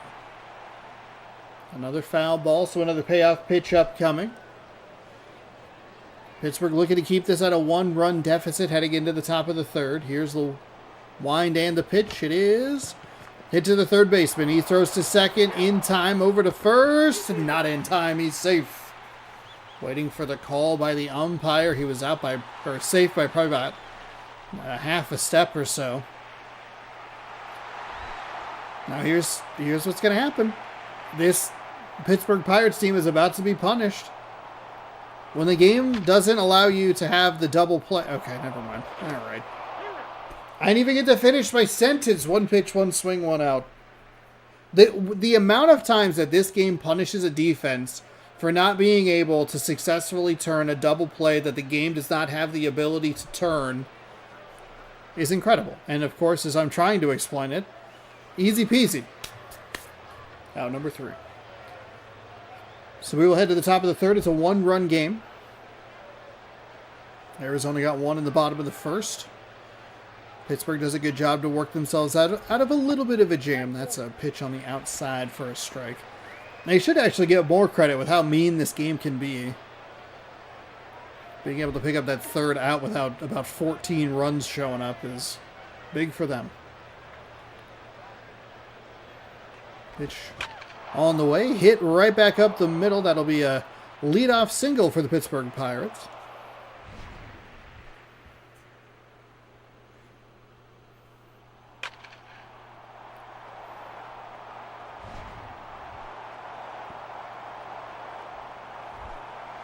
Nick Markakis, 1 for 1 with a single and a stolen base. See, there you go. They know how to speak appropriately. Say turn 2. Don't yell like, show me a DP! Safe. Show me a little bit of DP! Like, that's not appropriate or helpful.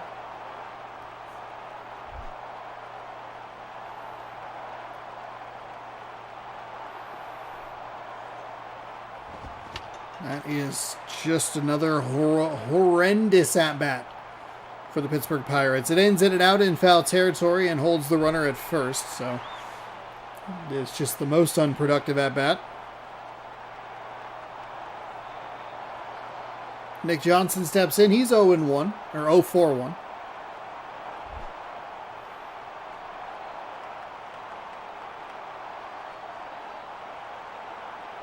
The righty winds and fires that outside for a ball.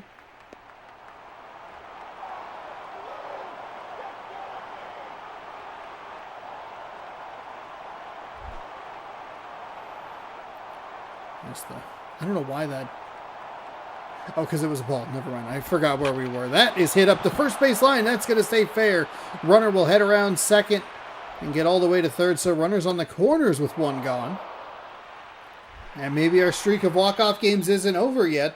Robinson Cano, he's a dangerous guy with a season average at .433. We've seen him hit a couple of nukes. He doesn't have a ton of home runs, which is a little surprising, but that's what it is. Or it is what it is, I should say. Ooh, that's a big hero swing right there. It is not a good pitch to swing at. Way low, way inside. Should be 1-0, but the big swing from Cano makes it 0-1. Runners on the corners with the one out. Here's the wind and the pitch. It is hit out towards left field. Left fielder is chasing. He makes the grab. Runner tags at third and will score easily as that's thrown into the cutoff man. And that makes it a 1-1 game. We're all reset. Walk-off streak. Could be happy. Could be still going. It's alive.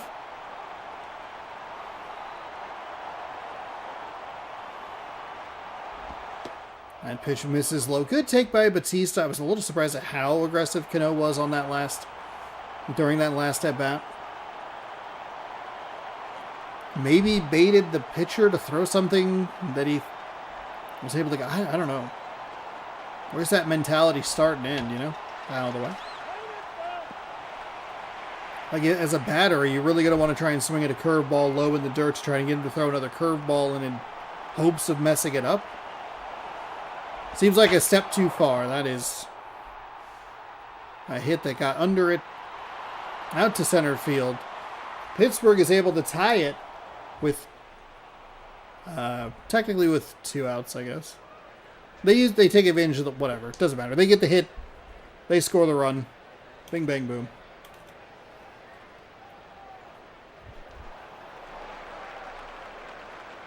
The lineup flips over for the Diamondbacks. David DeJesus stepping up. We haven't had games that go into extra innings in a while, and I feel like the game is making up for that right now. 1-1 as we head to the bottom of the third here in the ketchup and mustard matchup.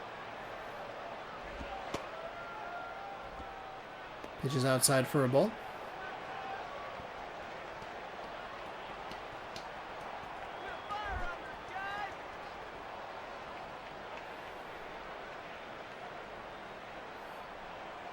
Lefty winds and fires. Foul up the first base line.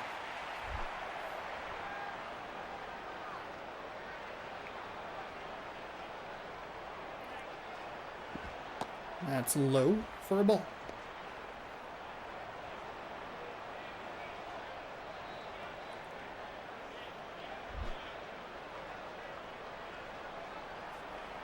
Two and one. That is skied into the air. Speaking of bad outs for these baseball teams, that one is an easy retirement for out number one. Freddie Sanchez 1 for 1 with a double and a run.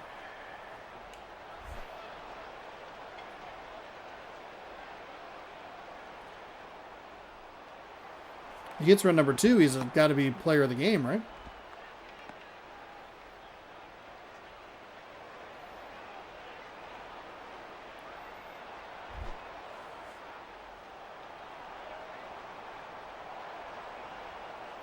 Here comes the 1-0 from the lefty. It is rolled over, so a diving stop by the shortstop's not going to be in time. It's over his head. No one's going anywhere, but that got dangerous. That's where this game gets super weird, is because the game is like so specific about... We'll take a look at the replay. It didn't actually end up mattering, mainly because he was going to be safe either way. It's actually a really nice sliding stop, or a diving stop there. I thought it was going to get past him with just how often we see that in this game. But he makes the sliding stop. He's way past first, so you don't even have to make this throw. But where the game gets interesting is once you get to this part, it should have been probably out of play. No, it was off the fence. Never mind. But once you get over here, these little steps, they don't have anything behind them. It is an invisible wall right there. So we've seen... I forget exactly which game it was. I want to say it was Mariners Twins. We've seen balls hit that invisible wall. That should go into the dugout and count as an extra base. But that one did hit off the fence. So everything was square, but this game's a little weird sometimes. So that'll bring up the lefty. And it's got to be a hit by the offense. There's no way that was an error. It was a nice stop, but he wasn't going to get there anyway, so. Ooh, not 100% sure about that call on the outside. Gets the strike call.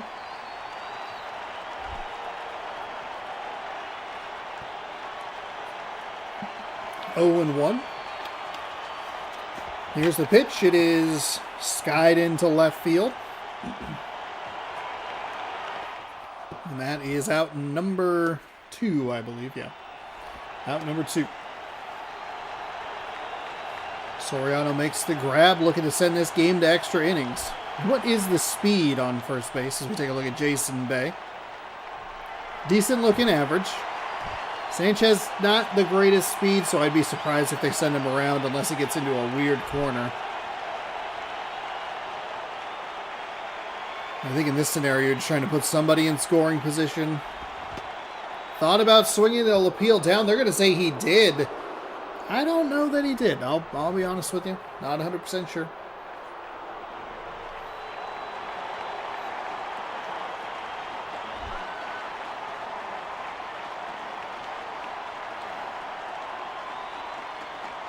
Here comes the 0-1. That is upstairs for a ball.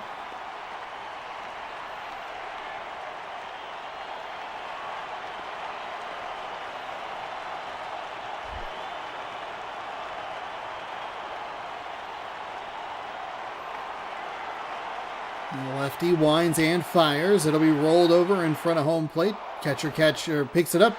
Fires to first in time. That will retire the side. Let's head to the 4th inning.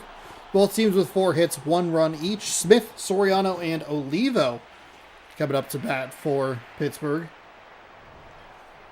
Diamondbacks missed a big opportunity to try and keep this game from going extras to even go to the bottom of the 3rd. Seth Smith is 0 for 1 with a strikeout. Pirates looking to flip the script from yesterday.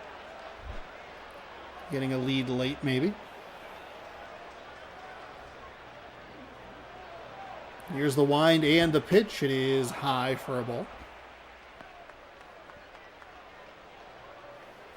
I should mark on my notepad.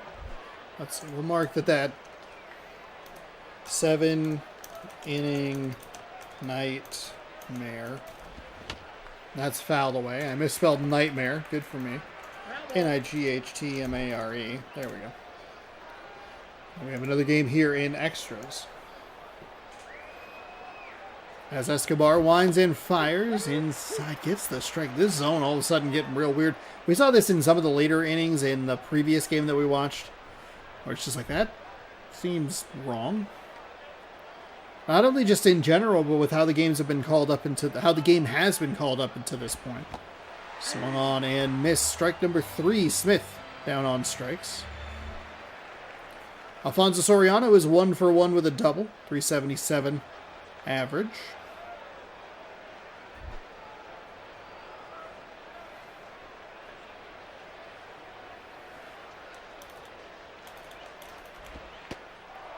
That pitch misses inside for a ball.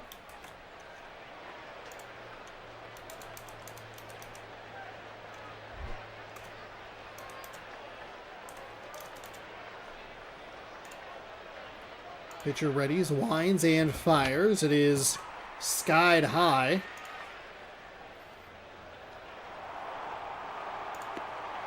That'll be out number 2, so not a lot of resistance from this Pittsburgh Pirates offense. A team that we literally saw score 14 runs against the Twins within the last week or so.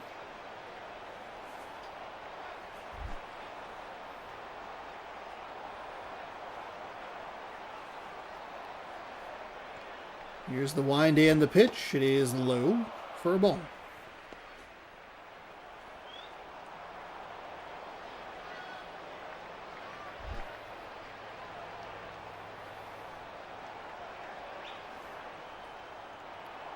Escobar winds and fires outside. 2-0.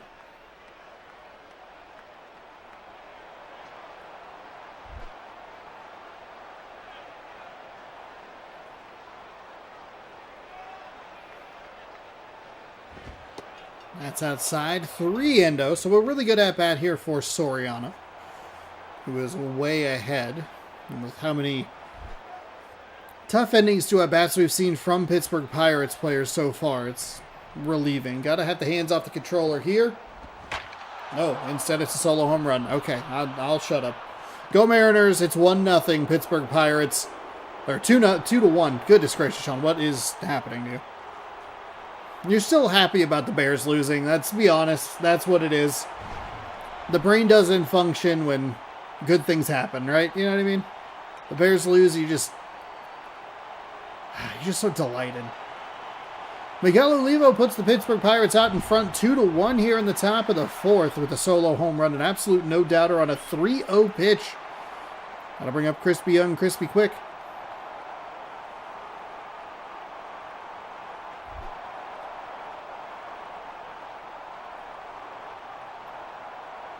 That's a good time to get a solo home run. 2-out damage. They'll take a pitch outside. Trying to get a strike, but just left it too hittable of a location.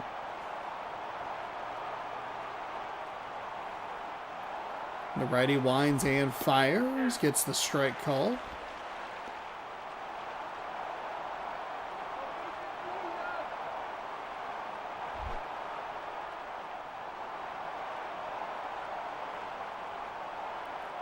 Here comes the 1-1. That is hit out towards right field. Does it have enough? No, it's not going to get to the warning track. That is a double following up the solo home run. So hits number 5 and 6 for Pittsburgh. Ryan Theriot looking to come up with a little more insurance here. And some more 2-out damage. Kind of the best of both worlds if you're an offense doing 2-out damage and picking up insurance runs. That is low for a ball.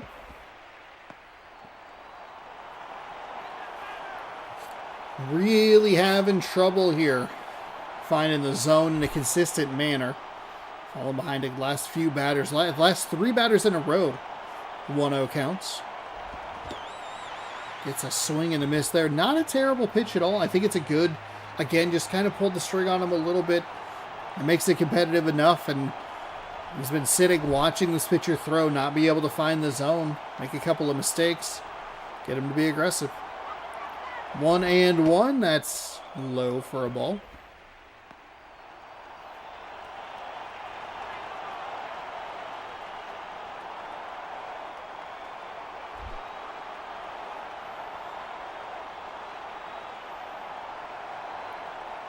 Here comes the 2-1. That's upstairs for another ball. 3-1. The only pitch that he's taken a swing at was actually in the zone. Everything else has been a ball, and he gets ahead with a 3-1 count.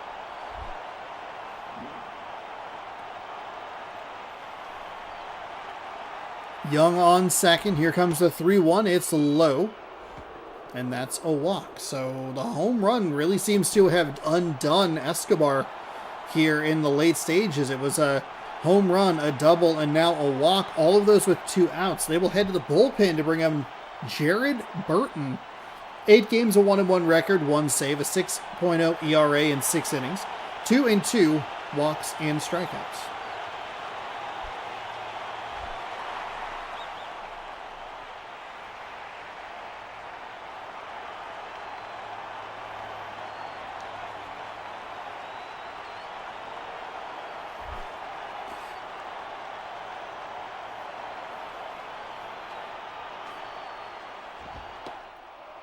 And he comes in and immediately throws a ball. 1-0. What the heck?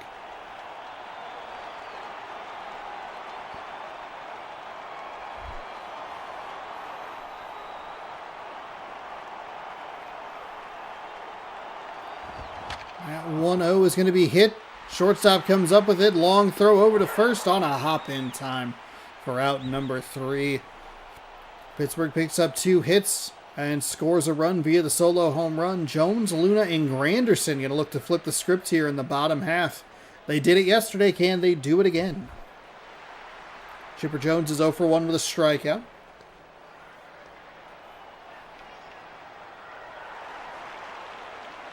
And the Diamondbacks won on a 2-run home run. 4-3. So you just kind of wonder what lead is safe here against this Diamondbacks offense.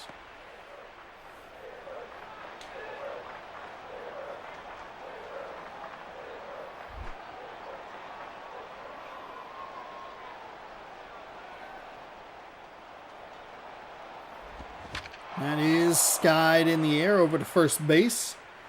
First baseman steps back and makes the catch. One away. Hector Luna is 0 for 1.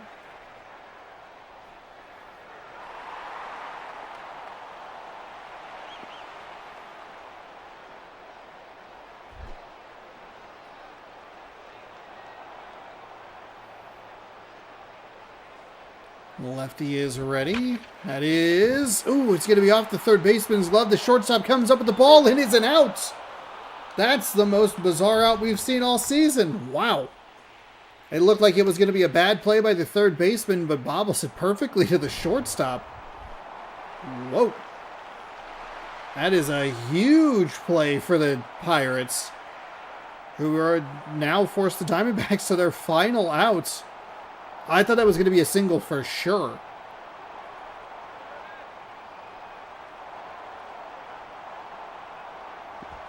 That is low and outside for a ball.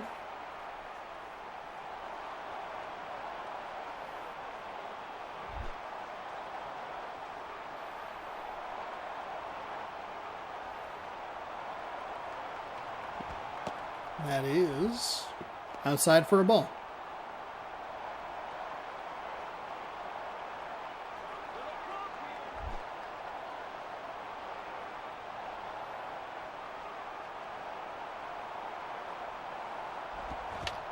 Anderson fouls that one away. Makes it 2-1. 2 gone here in the bottom of the fourth. That is low. 3-1.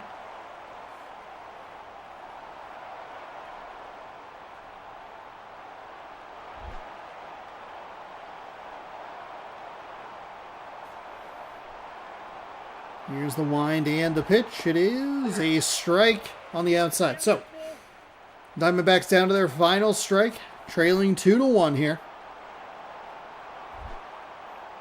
Granderson's going to have to come up with something.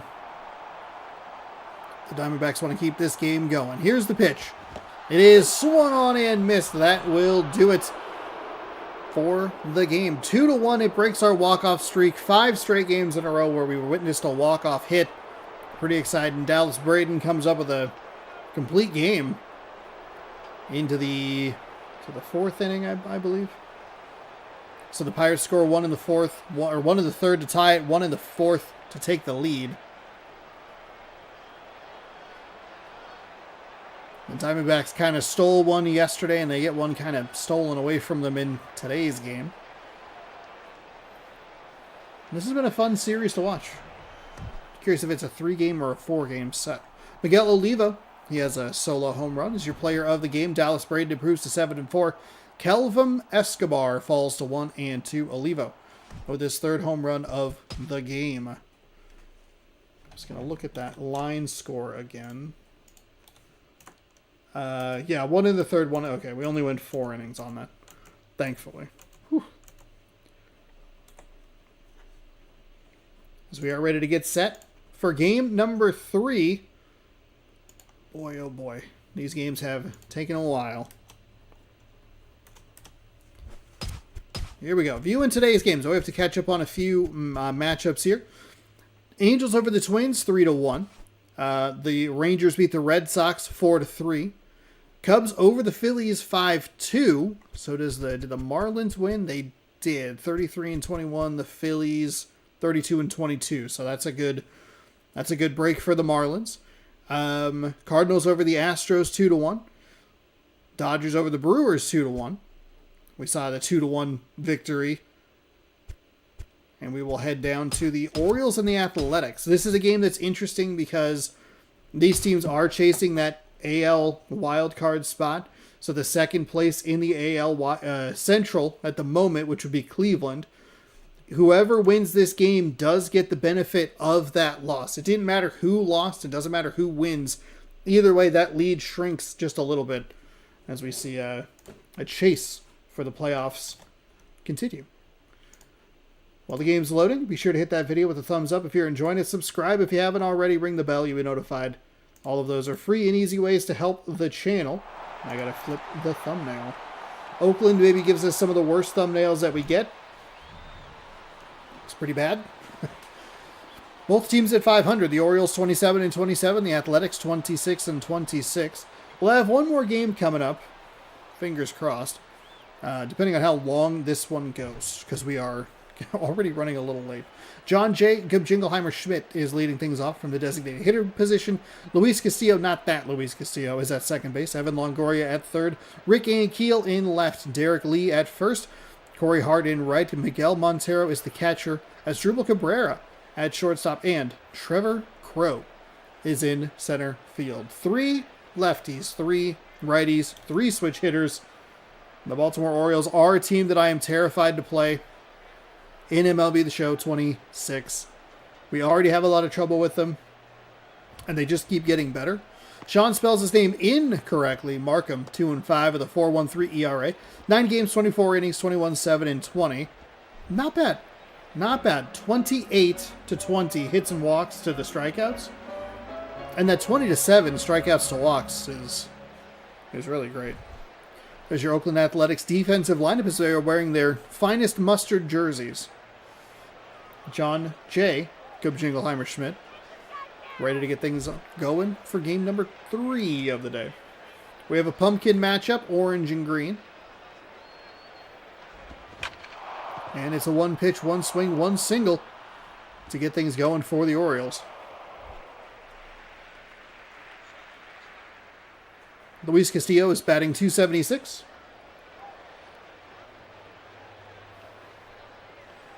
He has a few RBI under his belt.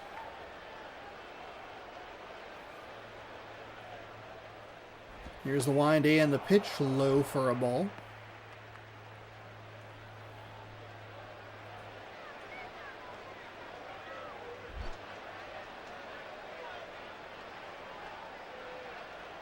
Hey, that's my name too. The people always shout. Da da da da da da da. It's the worst reference that I make because then the song ends up stuck in my head for the rest of the day. It's bad. Here comes the 2-0. It stays outside to make it 3-0 with a runner on first.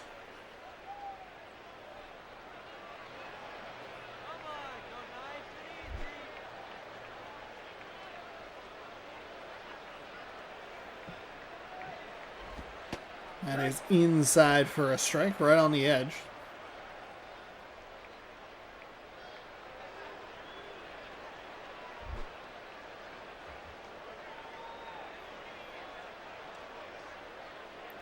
Here comes the 3-1. That's on the outside for a strike. Fills up the count. I like the take there. It looks like it's going to be on the edge. If it comes and hits the edge of the zone, no big deal. Still full count. Best case scenario, 4-1. Worst case scenario, 3-2. Here's a payoff pitch that is smashed out towards center. But not all that deep, and that will be an out. As he jogs the ball back in. Evan Longoria steps up. .315 average, 4 home runs, 12 RBI.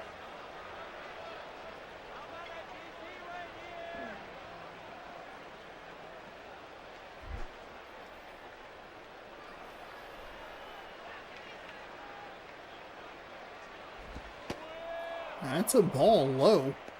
Wasn't sure exactly what that was going to be called. We've seen some interesting calls here and there at the bottom of the zone. Either way, it's 1-0. 1 out with a runner on first. Here's the wind and the pitch. That is hit. That's hit well out towards right center field. That might score a run. John J. Jingleheimer Schmidt. He's going to stop at third? Excuse me? Does he not have enough speed? He had that. I don't know why they stopped him at third. What a weird play. Boy, this game is bizarre. 1 out. I mean, there's plenty of ways to score him. If this guy can get it into the grass, it's probably 2 runs. I'm surprised that was not a run-scoring double. And there's no guarantee that they get him in. I mean, there's no guarantee that... Oh, God. Oh, God. Oh, this game is so stupid. They didn't send him home to send him home. This game is such a turd. If it wasn't so expensive or difficult to come by, the disc probably would have been snapped several times at this point. This is copy number 8 of this piece of garbage. That's unreal that they did that. That's a horrible second out. Whew. Thought he put a big swing into that one. I mean, he got a good chunk of it, but drove it foul.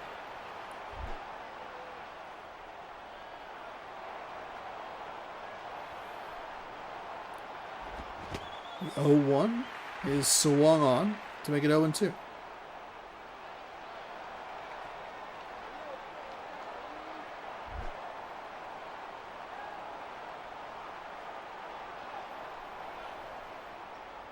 Pitcher winds and fires. That one stays upstairs for a ball. Good eye to make it 1-2.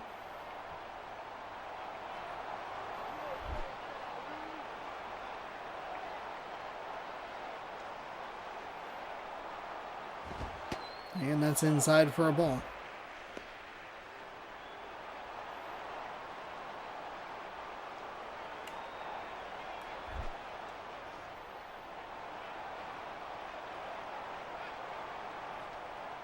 Pitcher winds and fires. Oh my goodness. Got the swing and the miss. The Baltimore Orioles.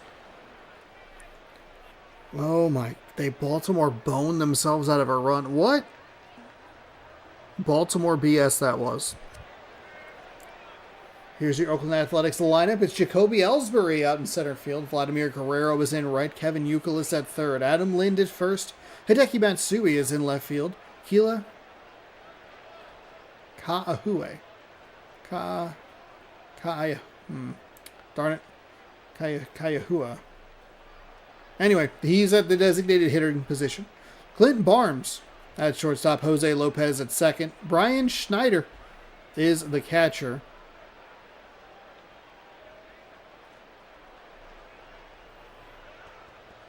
Little lefty lane there between the 4, 5, 6 hitters.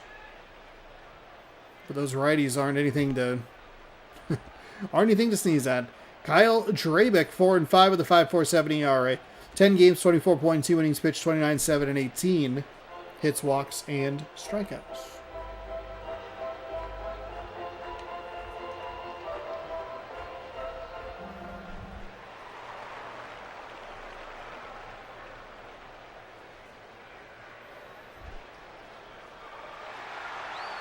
Jacoby Ellsbury is getting things started here in the bottom of the first. I don't know about that call. That looked outside. Big curve for a strike on the outside edge. 0-1.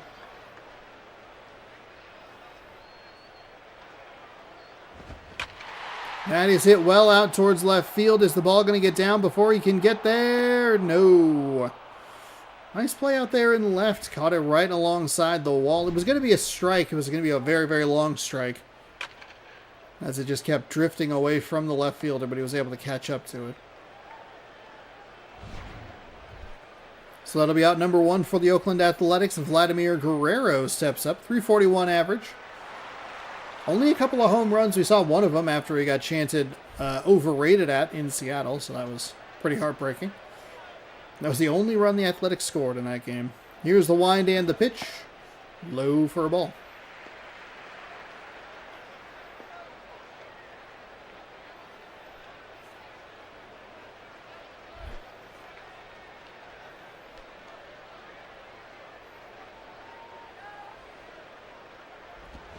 That is swung on and missed for a strike.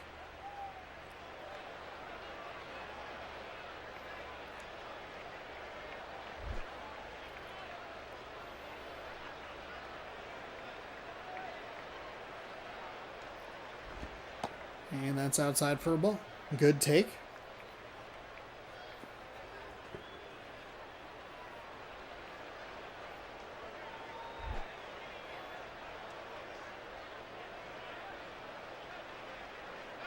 Here comes the 2-1. That is rolled over to the second baseman. Fields it cleanly and fires to first in time for the out. So a fly out and a ground out, and quickly 2 away here for the Athletics.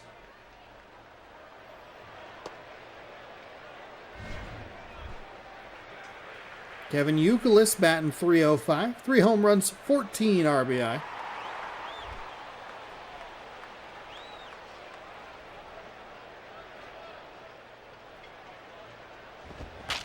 Ooh, a broken bat to a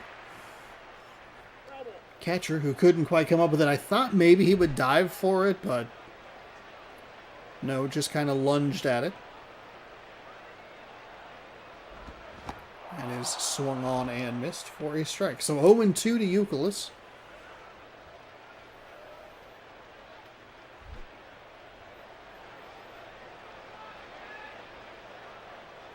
Here comes the 0-2 pitch. Winds and fires. Swung under it and missed.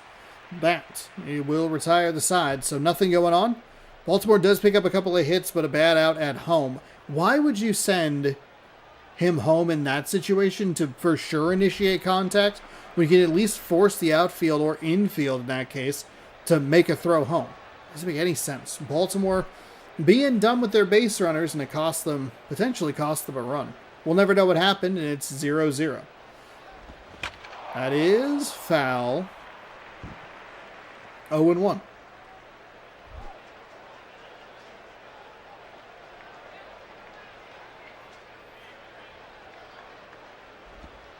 That's outside and low for a ball.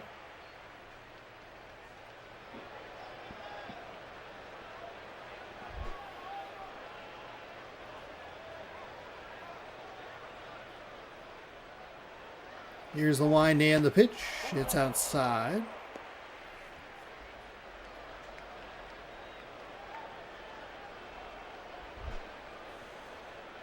Two and one.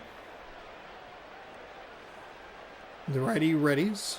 He'll fire that. Low and inside for a ball. Makes it 3-1. Guess we're going to be here for a while. A lot of pitching duels today. Not a ton of runs scored. 1-0 in the first game. 2-1 the second game. So 4 total. And that includes 11 total innings of baseball.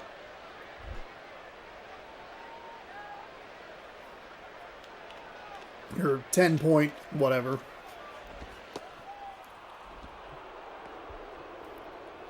The at-bat works a walk, and that will put a runner on first.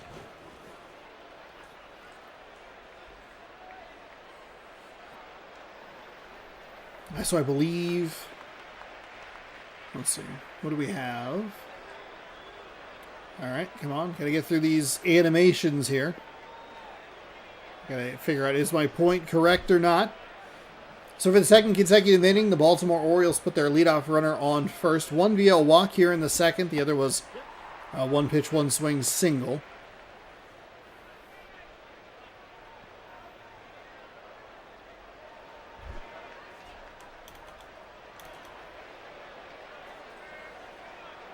Here's the wind. They're going to put the runner in motion. The pitch is a little low. It is an easy steal. Safe at second.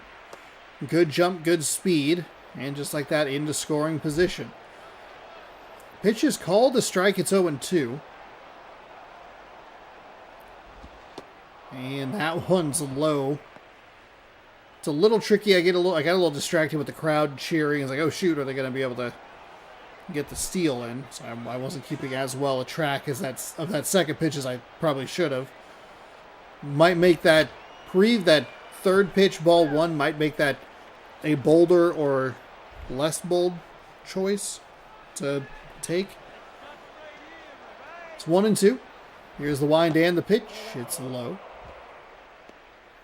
A couple of good takes here to even himself up at 2-2 and get back in this count.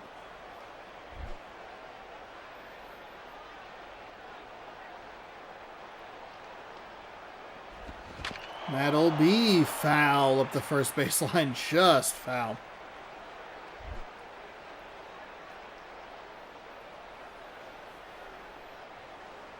So another 2-2 pitch on the way. That's a bold take. That high outside corner at times has been real weird today. The top line of the zone has been kind of just funky in general with how the umpires have been calling it at the letters. That is right back to the shortstop. Second time we've seen that today in just the games in general. Runner has to dive back to second. It'll bring up Asdrubal Cabrera. See what he can do. One down.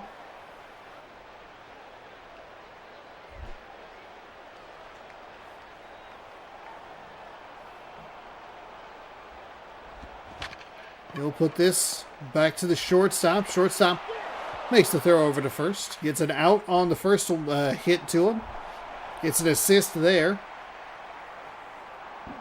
For the second consecutive inning, the lead runner for Baltimore gets over to third.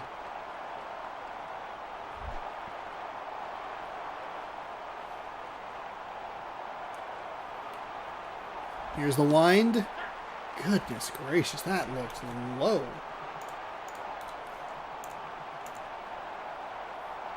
I'm going to take a peek at it here as he sets and fires.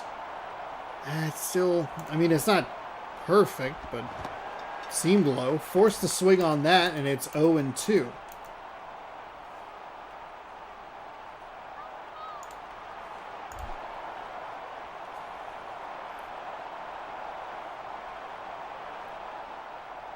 Here's the 0-2. That'll be splashed out towards right. No, Guerrero is there to make the grab, and that will retire the side. So Baltimore can't do anything with a leadoff walk, and Lind, Matsui, and Kayahue.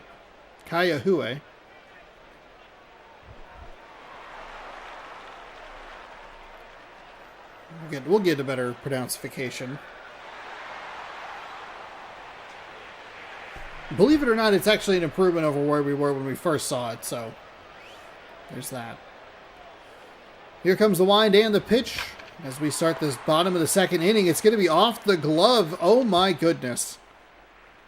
He tried to make a nice stop but couldn't come up with the ball. It'll be a hit to first base. Can't imagine that that was an error, but I guess we'd have to wait and see how the game scores it. Actually, can you do the pause?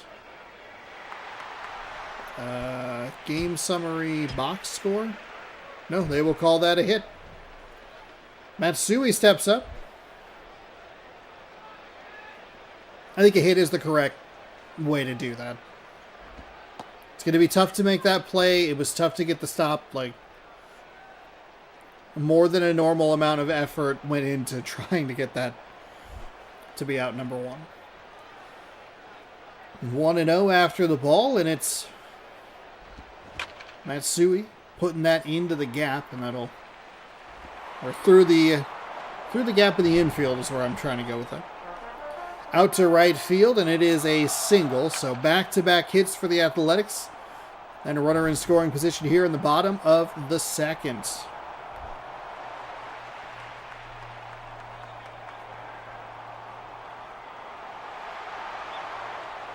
Kayahue.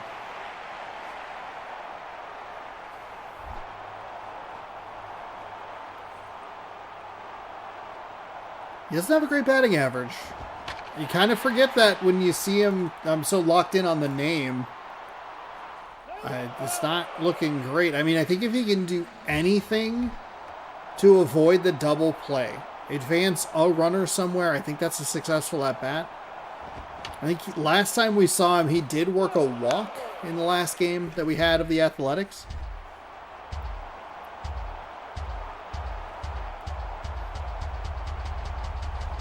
There's the 0-2. It's fouled up the first base line.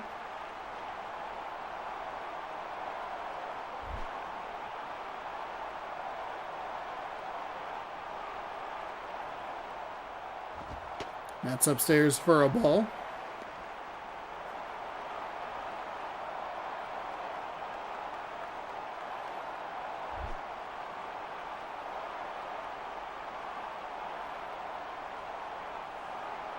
Here's the 1-2, fouled away.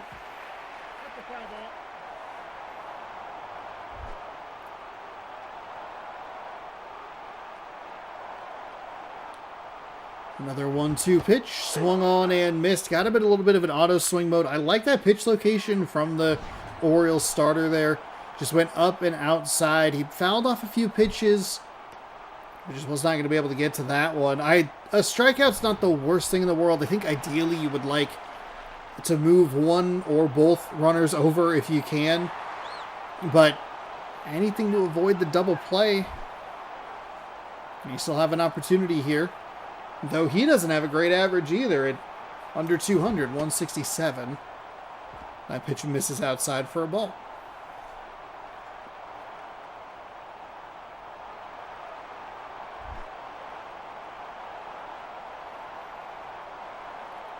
One and-0.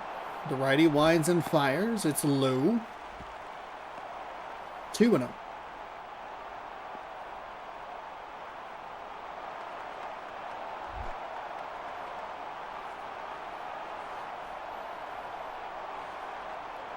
Here comes the 2-0 pitch. It's in for a strike at the letters. That's a good take. Those are the exact kind of pitches that throw me off in MLB The Show, where it's just like it's a curveball that stays way too up there, but it doesn't stay high enough for a ball, and he gets them to swing on it. It'll be an infield fly. The batter is out.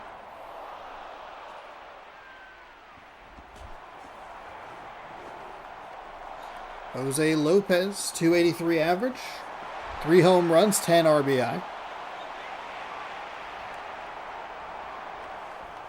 Here's the wind and the pitch. It is to the shortstop. He comes up with it cleanly, fires over to first in time. The Athletics put 2 on with nobody out. It's a strikeout, a pop out, and a ground out. Absolutely crushes that inning. John Jacob Jingleheimer Schmidt, Castillo, and Longoria coming up the 1-2-3 hitters for the Orioles in the top half of the third. Jacob Jingleheimer Schmidt. You forgot the rest of his name. Come on. Get it together. Hope they'll patch it in. Don't worry about it. We sent our notice to Sony San Diego. Here's the wind and the pitch. It is in for a strike. Now, Baltimore has had both of their leadoff hitters in the first and the second inning not only reach base, but they have gotten to third. They have not scored them, obviously, because there's a 0-0 game happening. Had the distance, but did not have the correct angle. That is a long strike, 0-2. Jacob Jingleheimer Schmidt would like that one back, as that one stays upstairs for a ball.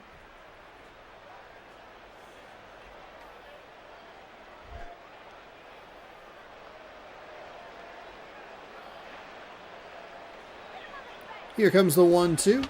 That is lifted into foul territory. Sky high. Third baseman. Plenty of room to work with. And that'll bring up Luis Castillo, the other Luis Castillo, not that guy. See how he does this season for the Mariners. The pitcher, that is. Top of the third. Here's the wind and the pitch. That is hit out toward left field. Nice easy grab there. And quickly 2 away. That out was so quick. By the time that got in the glove, the batter for the YouTube stream wasn't even in the box.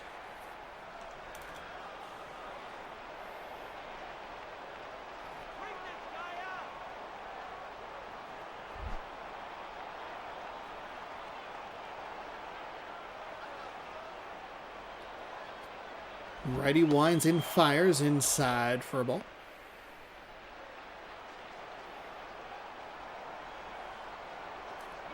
So 1-0 with 2 gone in the top of the third. Oakland looking to get the walk-off game streak started again. That's upstairs for a ball.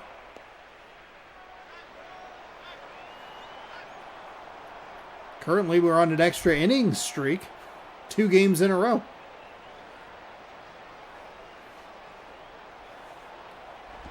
That is low for a strike. And batter doesn't agree with it. I don't either. I thought that was below the knees. That seemed low. Here comes the 2-1. Well inside to make it 3-1.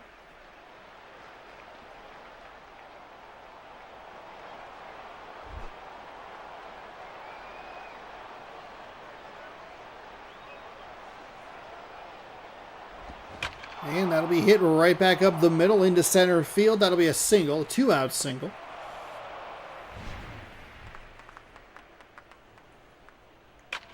And the Baltimore Orioles are going to keep things rolling here in the top of the third.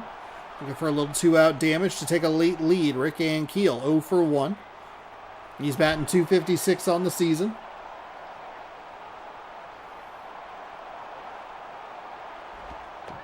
That is in the dirt.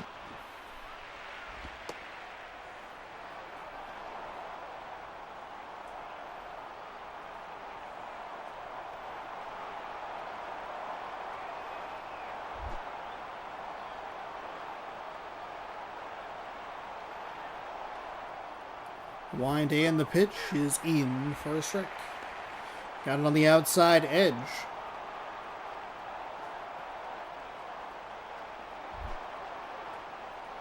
One and one. That is skied into right field. That is a routine fly ball out. So I believe Vladimir Guerrero. I set up with a lot of confidence last time, but I didn't remember it correctly. Schneider, Ellsbury, and speaking of Vlad Guerrero, he'll be up third as the 9-1-2 hitters looking to walk things off here for the Oakland Athletics in the home half. Ryan Schneider, .263 average.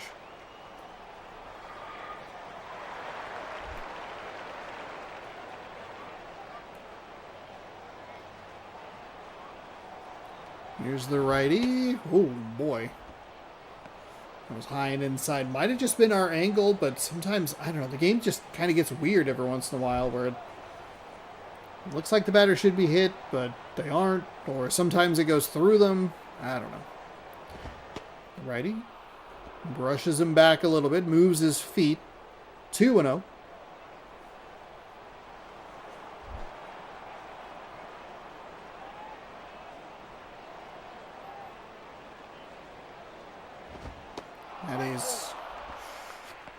That's one of those pitches where they set up way outside and you can just see them kind of see that pitch drift back in over the plate.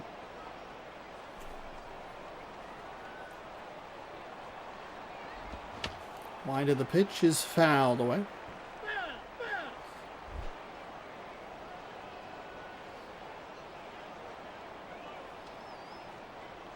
Two and two.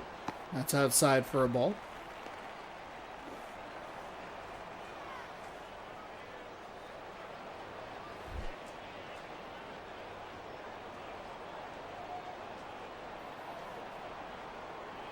Here comes the 3-2. That is hit well out toward right center field. Is it going to be a catcher? Is it going to be off the wall? It's going to get over his head.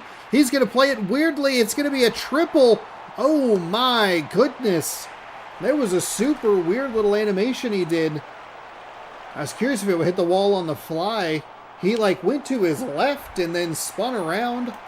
And just like that, the Oakland Athletics are 90 feet away from walking off the Baltimore Orioles. That's in the dirt, blocked nicely by the catcher.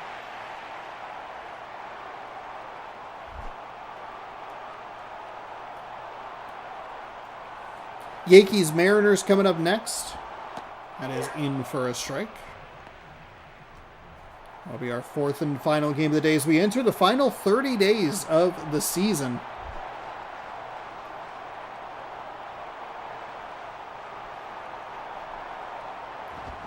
That is hit well, but foul. I think if you're the right fielder for Baltimore and say you actually do have room to let that play, I think you'd let that drop for a strike. I don't think the game has that mentality because I don't think it understands that it's a 3-inning game. That's outside for a ball. But we learned that against Atlanta the hard way. Of oh, they can advance. Great. It would have been smarter to probably just let it go. So we hadn't been playing very well on offense. That is swung on and missed.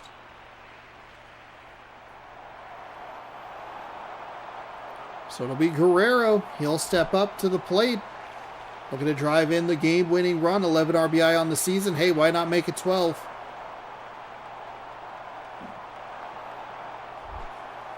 End the extra inning streak. Start the walk-off streak again. Here's the pitch. Outside, ball one.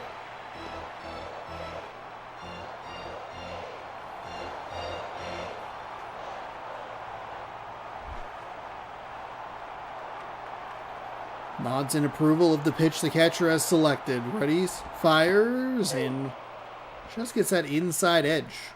1-1. Crowd on its feet.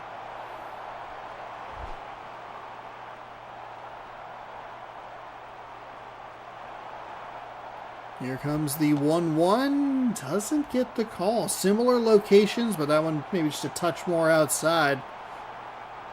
And it will be a 2-1 count now.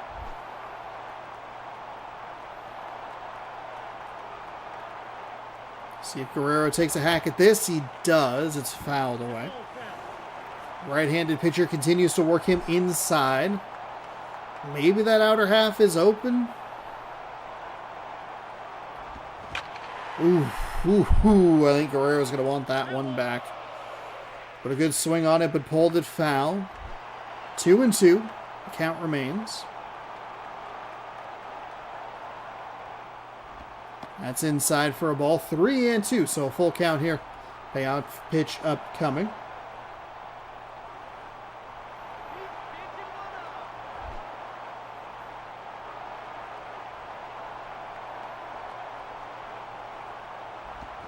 And Guerrero's going to do it. He will walk off the Baltimore Orioles with a single.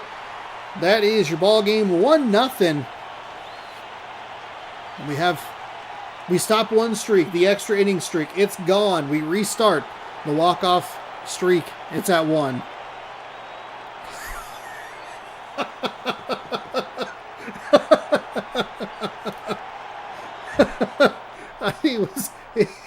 It was. How'd that animation end up at a sink? Sean spells his name incorrectly. Markham, your player of the game. 3 innings, 3 hits, 1 strikeout. He improves to 3-5. Kyle Drabick falls to 4-6. That was a wild animation to see. It's just to see that the glove go like wop wop wop and into the wall, and then see him do the animation. Very funny. Good stuff. All right, let's head to the Pacific Northwest. We're staying in the AL West. It's the Mariners taking on the Yankees. We'll catch up on a couple of scores. Maybe it's just the 1.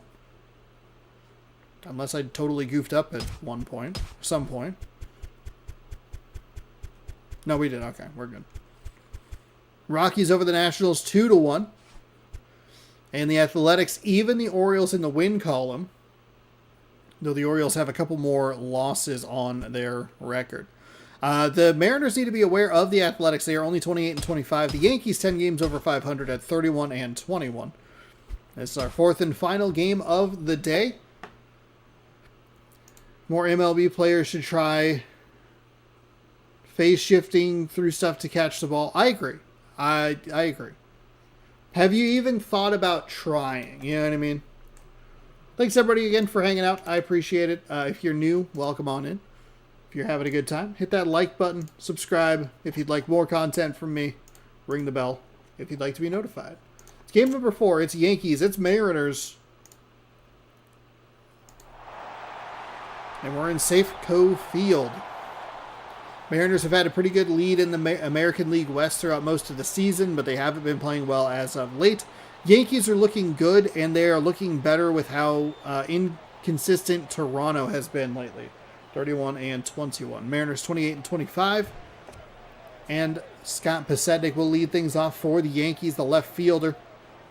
Followed by Marlon Byrd in center. Prince Fielder at first. Hank Blaylock is the designated hitter. Miguel Tejada is the shortstop. Cody Ross at in right field. Brandon Phillips at second. Casey Blake is the third baseman, and Giovanni Soto is behind the dish.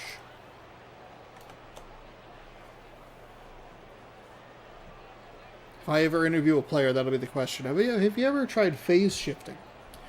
Jair Jurgens, 4-3 with a 6.26 ERA, 10 games, 27.1 innings pitched, 38, 10, and 14. Yikes. That is a lot of hits. Not a lot of strikeouts. And a pretty high ERA. Mariners pitching staff isn't great, and even if you want to take the ratings and the rankings that you see during the team select and throw those out, which, hey, I get, they have a really high ERA. They have one of the worst ERAs in MLB. And we have seen it bite them a couple of times here and there.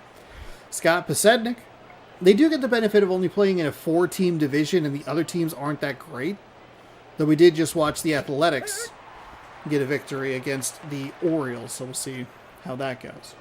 First pitch is in for a strike, and we're underway here in Safeco Field, game number 4 of 4. We are about a full game behind with that 7-inning game and the 4-inning game. That is hit to the first baseman, scoops it up, and hits first base for the outs.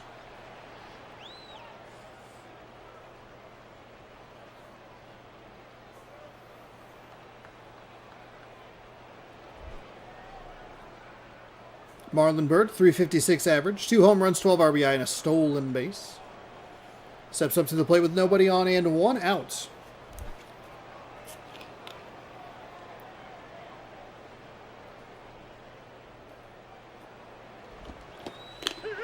That strike is in, or that pitch is in for a strike, excuse me. 0-1.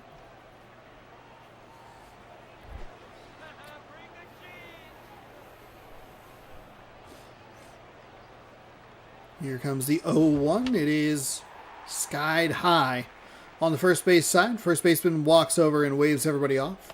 Makes the catch in foul territory on the warning track. Quickly 2 away here for the Yankees, but Prince Fielder can pose a threat. Batting .256, maybe not the most impressive numbers in the world, but name value. You go, okay, let's pay attention to this guy. That pitch is low for a ball, 1-0.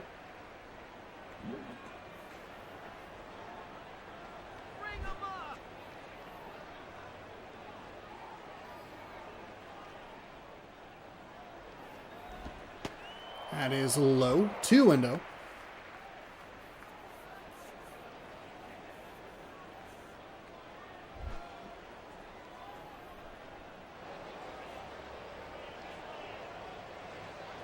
Here comes the wind and the pitch.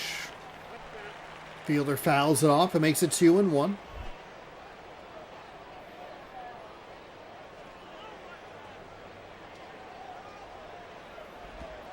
That is low for a ball to make it 3-1. If you're Georgians here for the Mariners, you really need to make a quality pitch. 3-1 is such an aggressive swing count for these offensive, or for the batters. Okay, that's a good location. It leaked over the plate a little bit, but I think Fielder had maybe given up on it just a touch early on that one. Makes it 3-2.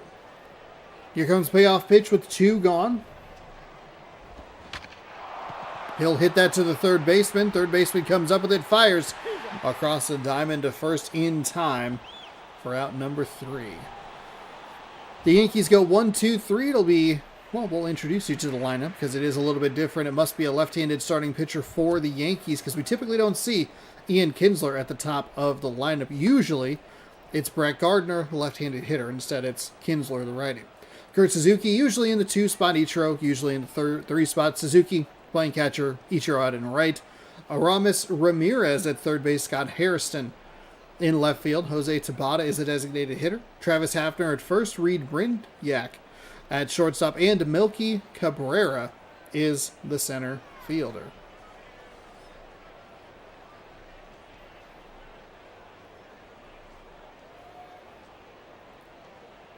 I'm sure there are some other differences in the lineup as well. Brett Anderson is 6-2 with a 1.71 ERA. 10 games, 31.2 innings pitched, 27, 11, and 18 hits, walks, and strikeouts. We've seen this Mariners lineup have like a little clump of lefties. This one only has the 2 and then the switch hitter at the bottom. So there are a couple other differences, but the most notable is the Brett Gardner to Ian Kinsler difference. And the difference is the stolen bases. When they get Brett Gardner on, they really like stealing the base. We'll see what they can do here with Kinsler. He takes a pitch inside for a ball, 1-0.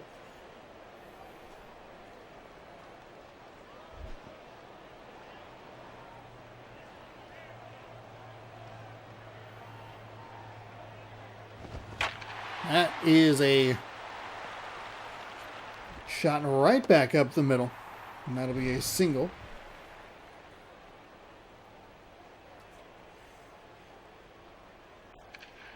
Kinsler might want that pitch back. That was a Very hittable location.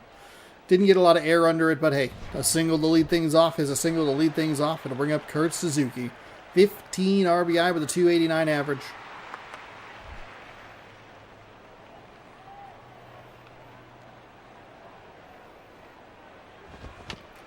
That's fouled away. Off the dugout and into the crowd.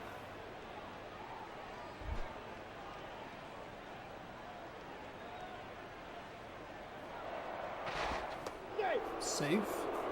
Kind of pulled the first baseman off the bag.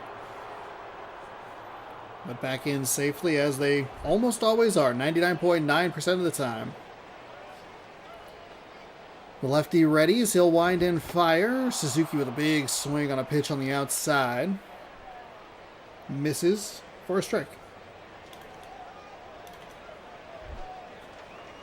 0-2. Lefty, who thought about swinging, no appeal down to first. They have been more willing to call the swings strikes lately. Maybe a bit of a break for the Mariners there as he does not appeal. Here's the 1-2. That is foul up the third base line.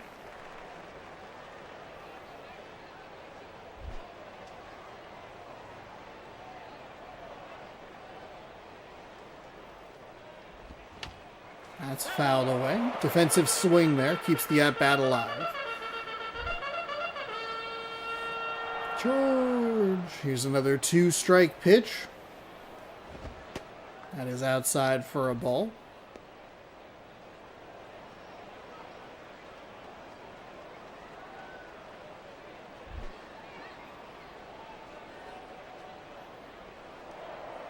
And we'll check on the runner at first. He is safe. As the crowd boos.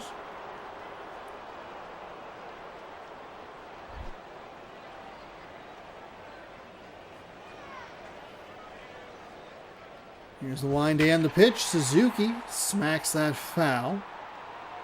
Right fielder takes a look at it, but it's 6 or 7 rows deep. 2-2 the count. It's been 2 strikes for a while. Check on the runner at first. He's safe. Don't know why we're doing this.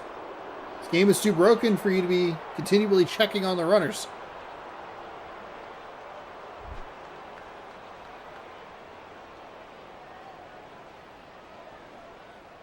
Here's the wind and the pitch. Ooh, Suzuki, a bit of a defensive swing there. Fouls it away. He'll stay alive.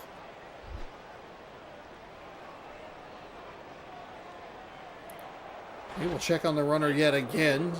Back in safe.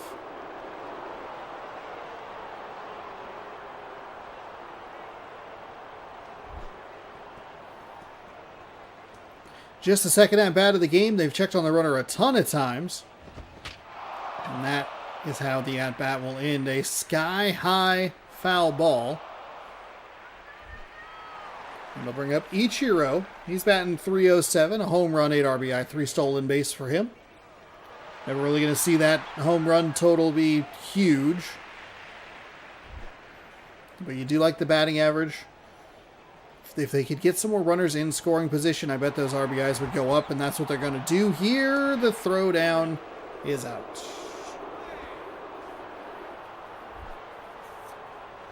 So just like that, in 2 pitches, they get 2 outs.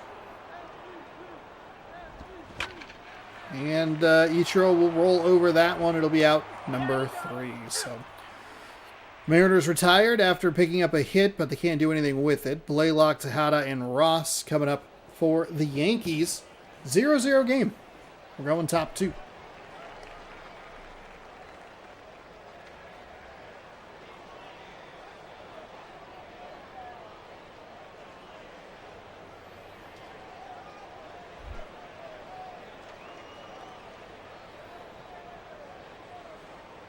Here comes the wind and the pitch. It is in for a strike. Gets that high inside corner.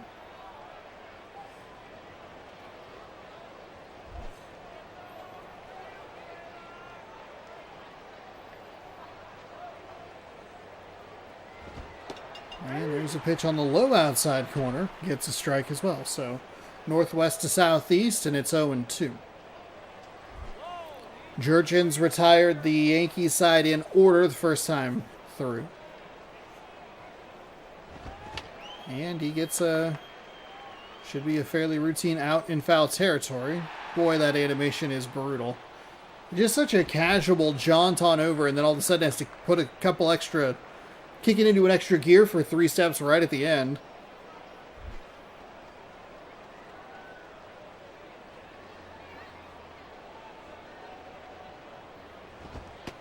That is low for a ball.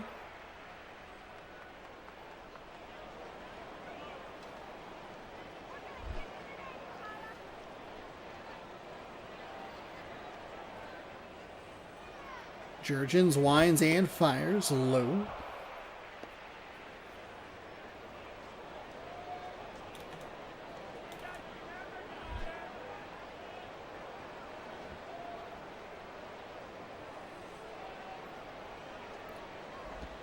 And that is hit well out to right field into the stands, foul. Kind of where Ichiro accidentally hit that lady. Not hit, but like ran into that lady. She like lost her mind. Then got to throw out the first pitch to Ichiro. That was fun. That pitch is inside for a ball. That was just a very poor phrasing on my part. 2-2. No, 3-1, excuse me. 3-1. Here comes the pitch with 1 out. It is hit foul, so that'll fill up the count. Payoff pitch incoming.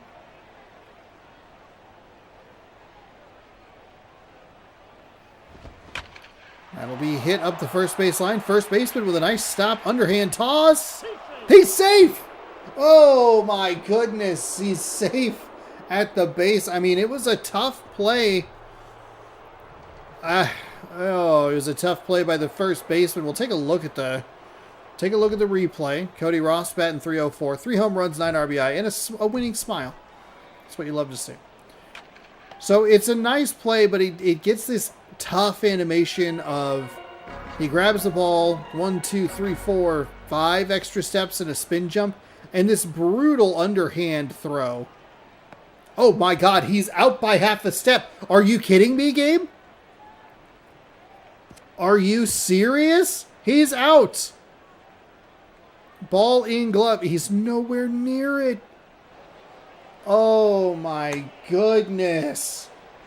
The garbage game strikes again. That should be an out. Oh. Cody Ross is up. We'll scroll down. It's a strike on the outside, I think. I don't know. Who said that?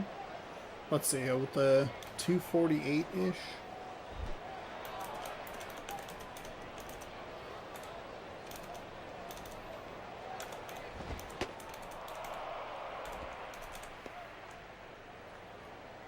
Oh, that's a tough break for the Mariners. That's what you might want to call MLB 11 BS. We have Baltimore BS for current year. Oh my God. It cost them a run. It cost them a run. This stupid idiot game cost them a run. He went down and got that. That looked like it was on the low outside corner there. Jurgens does not have a very good ERA. This team, this pitching staff genuinely does not have a very good ERA. And it is 2-0 Yankees here in the top of the second. Should have just been a solo home run. I guess the man with the smile got it. 1 gone. See how Jurgens can rebound here. Here's the wind and the pitch. Kind of thought about a bunt there quickly.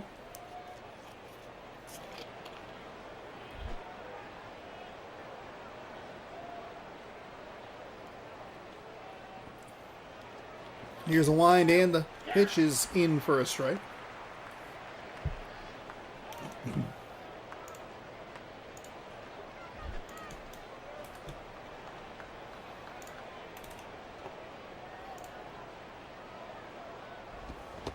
Swung on and missed.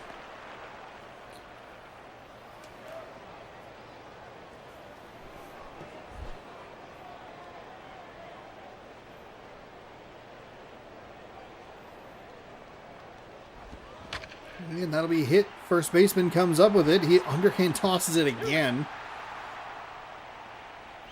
That'll be out number 2. Actually, should have gotten the Mariners out of the inning, so the call has already cost them a run.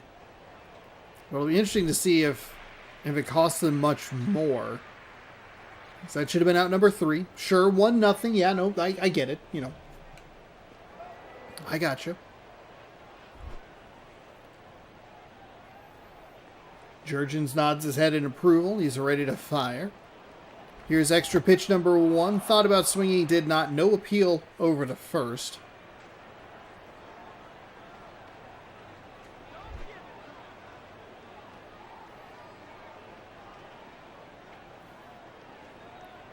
Here's the wind and the pitch.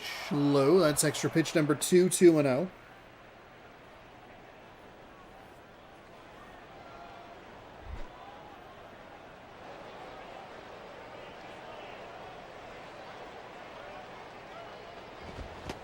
Swung on and missed. Looked like he was under that one. 2-1. Extra pitch number 3.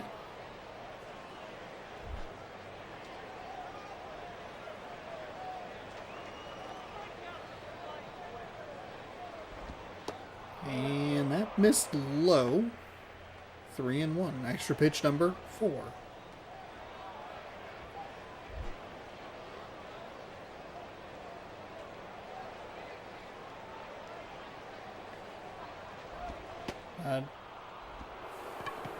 Really? Okay. Giovanni Soto steps up, 276 average, 2 home runs, 9 RBI. I thought that was a strike. But it wasn't. Wow. Wow. What an unbelievable turn of events. That, I mean, the Mariners should have been out of this inning. It should just be a 1-0 game. It's the second 2-run, no doubt, home run for New York. It's 343. Majestic feet out to left field. And Jurgens has given up 4 here. Doesn't get the call. I think it was just a 3-1 pitch. It would have at least filled the count up. But a really horrible second inning here for the Mariners defensively. And the defense, I mean, the umpires flat missed the call at first base. We know that. We got that. But at the same time, the fielders haven't really had an opportunity to make plays to help their pitcher out. It was a missed call, then a no doubt home run. Then it was a walk on a questionable, maybe missed call, and then a no doubt home run. There was an out mixed in there. I get that, but Yankees lead 4-0 here in Seattle. And that'll be okay. Of course, as soon as I point out that they haven't had a shot to help their pitcher out, and then they get a shot, and well, they can't do it.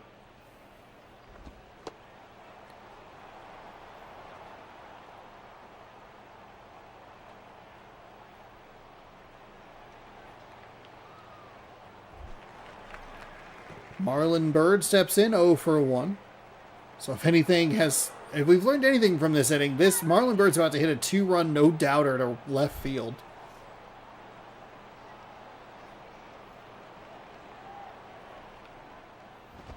Oh boy, that's way outside. Nice job by the catcher to make the adjustment so that it doesn't get by him.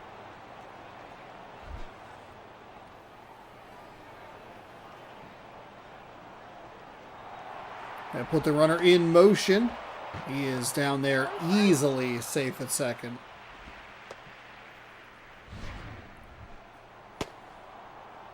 Seattle continues to struggle here. Again, kind of a nice location on that throw, just with how bad the animations in this game are. You'd probably look at that and you'd go, Sean, that's a terrible location to leave it. It's not, because the game does that anyway. We've only watched several hundred games. That is in for a strike.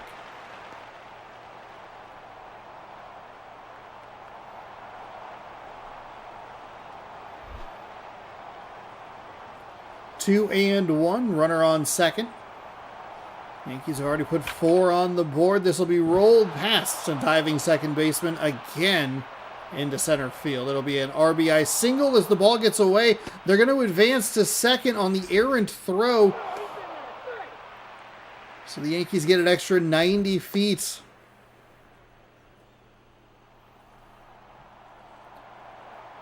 I mean, this is what I was talking about. It was in one of the earlier games. It was the Pirates and the Diamondbacks talking about when you don't get those outs, the game absolutely punishes you. The game got the call wrong. It is now punishing the Mariners for not getting the call that they got wrong.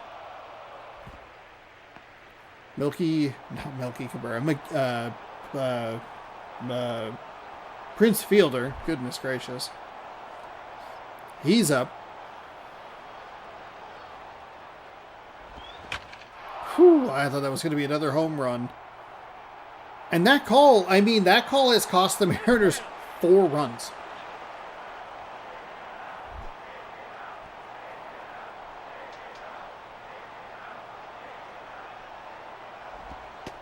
That is on the outside. Does not get the call It is a ball.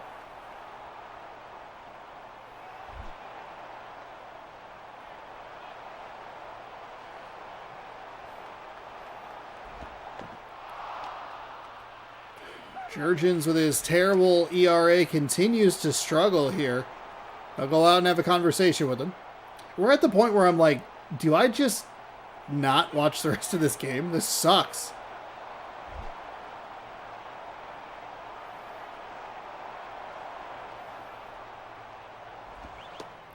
And he walks the batter. Okay.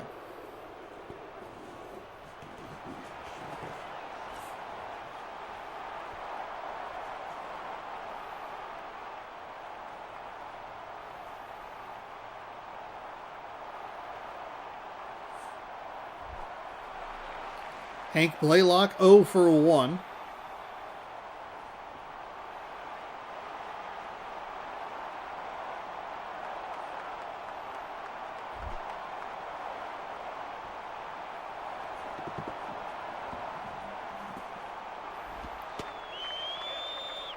Pitch misses low for a ball. I mean, this is where you wish the game had like a way better logic of understanding that it's a 3-inning game. Like, if your pitcher's not throwing it well at this point, like, just get him out of there. This is hit into foul territory. Does he have room to work with it? He does. Finally, the Mariners get out number 3, but not before the Yankees pick up 5 runs on 5 hits, 2-run no-doubters to left field. Ramirez, Hairston, and Tabata coming up for the Mariners here in the home half of the second. Looking for a big inning of their own.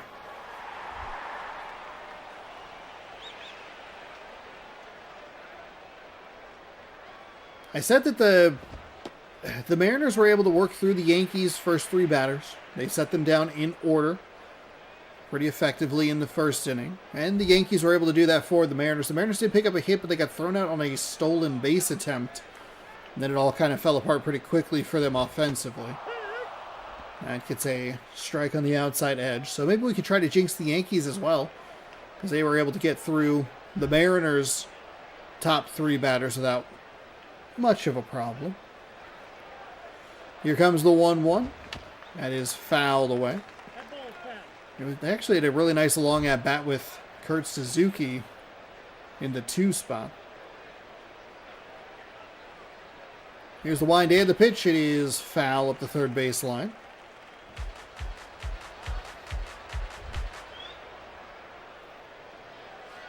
That chant is so weird because it just stops abruptly. Swung on and missed. So 1 set down already for Seattle. Now to bring up Scott Hairston. 250 average, 1 home run, 3 RBI.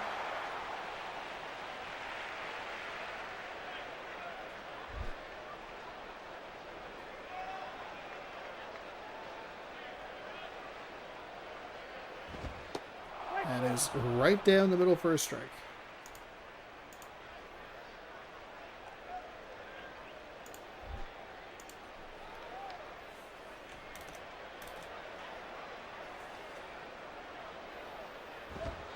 That is outside for a ball.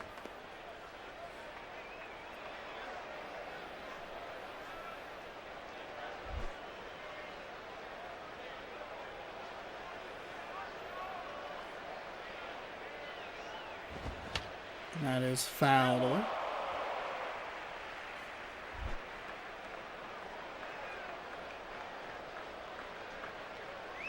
Here comes the 1-2. That is inside. 2-2.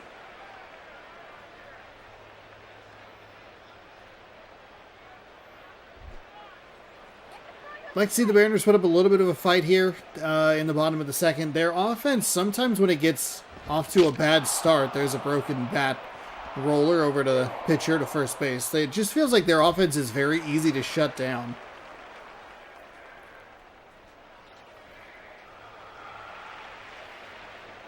Oh. Tabada? Not Tabata? Tabada. Interesting. Okay. I don't know. Sometimes maybe the PA announcer's wrong, but... Jeez Louise. That pitch was so bad it was good. That got the inside corner in the most beautiful way imaginable. It's 0-1. 2 gone here in the bottom of the second. Mariners not putting up much of a resistance at all. Jeez. That's on the inside part of the zone.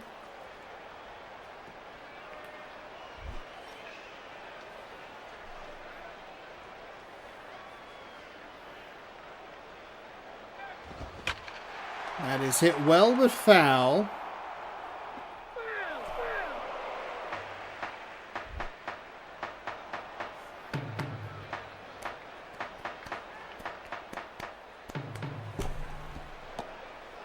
Curveball misses outside for a ball.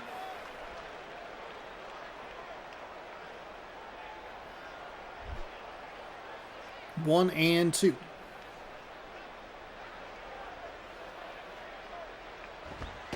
Oh my God.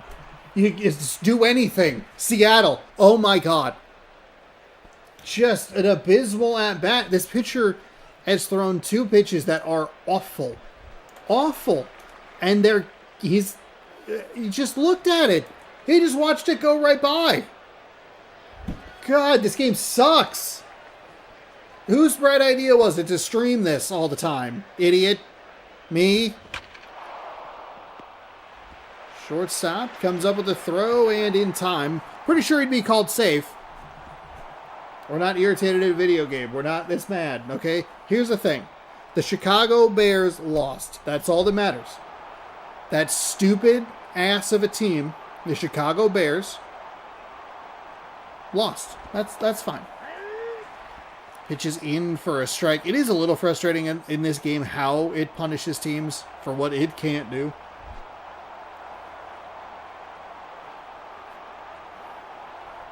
But hey, this is why the Yankees team is 10 games over 500 and the Mariners are struggling to stay afloat. This is going to push them closer. I mean, it's 82 games. The season is 82 games for each team. So it'll be interesting to see how many teams get in over 500 because there's a bunch of teams that are hovering around or even below 500 that are still kind of fighting for a spot. I'd imagine everybody will make it into the playoffs over 500. But this AL West is kind of throwing in a bit of a wrench, or throwing a bit of a wrench into the system. Jurgens gets the strike on the outside.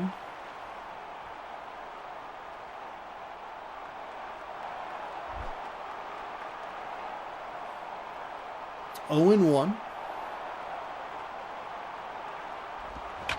That is hit into right field, so another 2-out hit for the New York Yankees.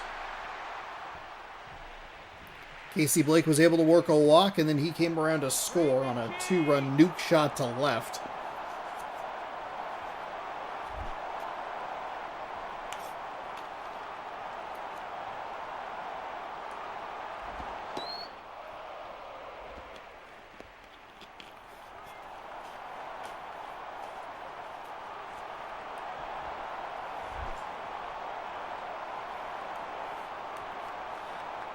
1-0. Here's the wind and the pitch. Foul up the third baseline. 1-1.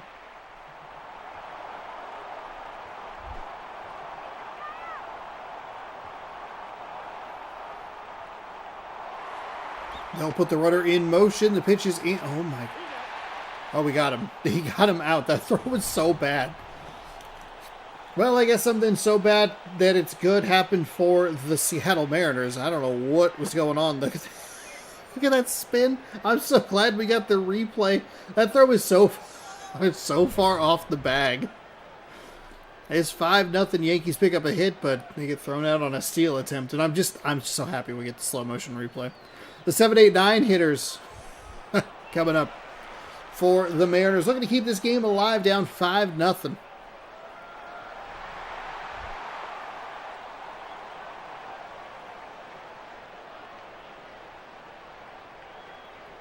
Travis Hafner takes a pitch in for a strike. That's been kind of this pitcher's, I don't know, MO, I guess. But, like, he's had the catcher. The catcher's been set up way inside, and he's just been drifting pitches that the Mariners have been taking. He had a pitch that was so bad, it was beautiful that it landed where it did.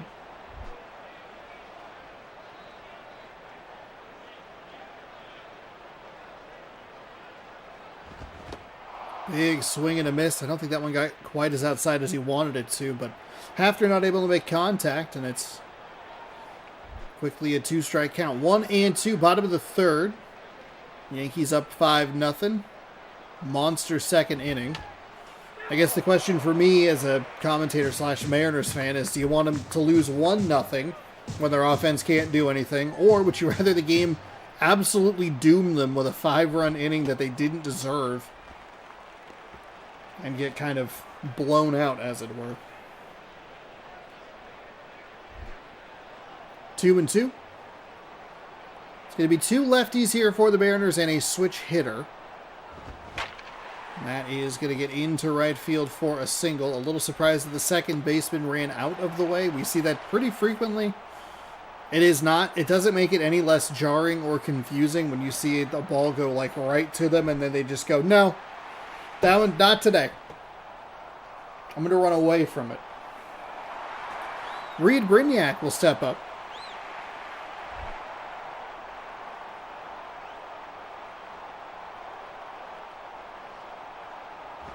That is high and outside.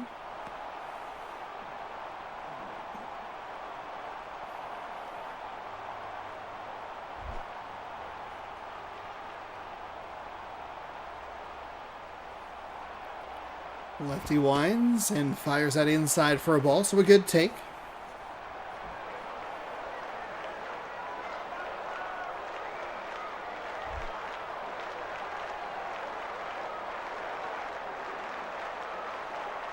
Here's a wind and the pitch. It is hit out to left field. It's a diving. No, he didn't come up with it. Oh my goodness. I thought he had that. The throw was into third to prevent any advance, but Melky Cabrera.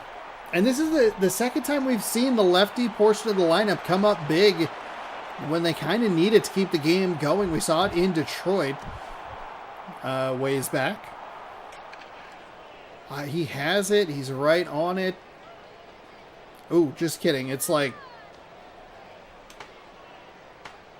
Where did it hit? Kind of elbow to shoulder. Yankees are lucky that that ball stayed in front of him. If it bounces away, oh boy.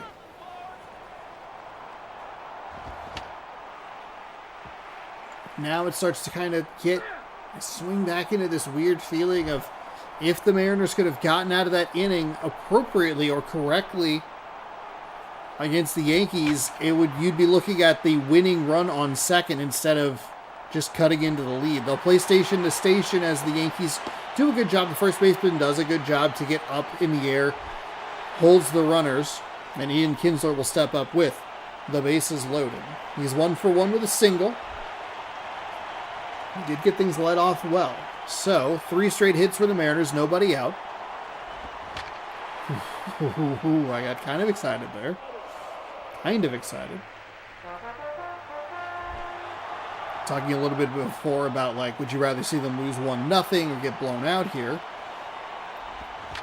That's foul up the third baseline.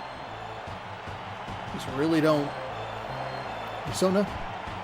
It is frustrating that out didn't count the way it should have. And that hitting then went the way that it did. That's way too aggressive from Kinsler. But it's just out number 1. Nothing to be too irritated with or upset about.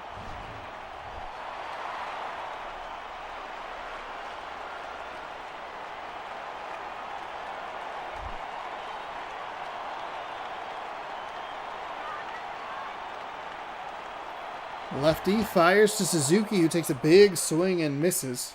0-1.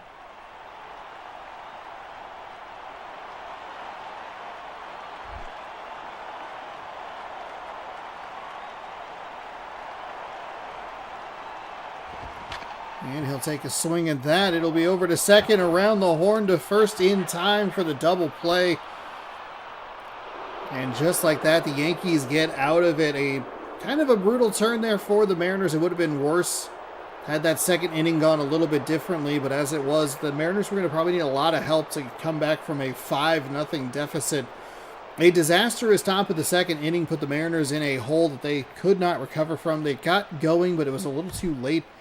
And almost in perfect the way I end up playing this game, loading the bases, having an opportunity. It's a bad strikeout into a double play.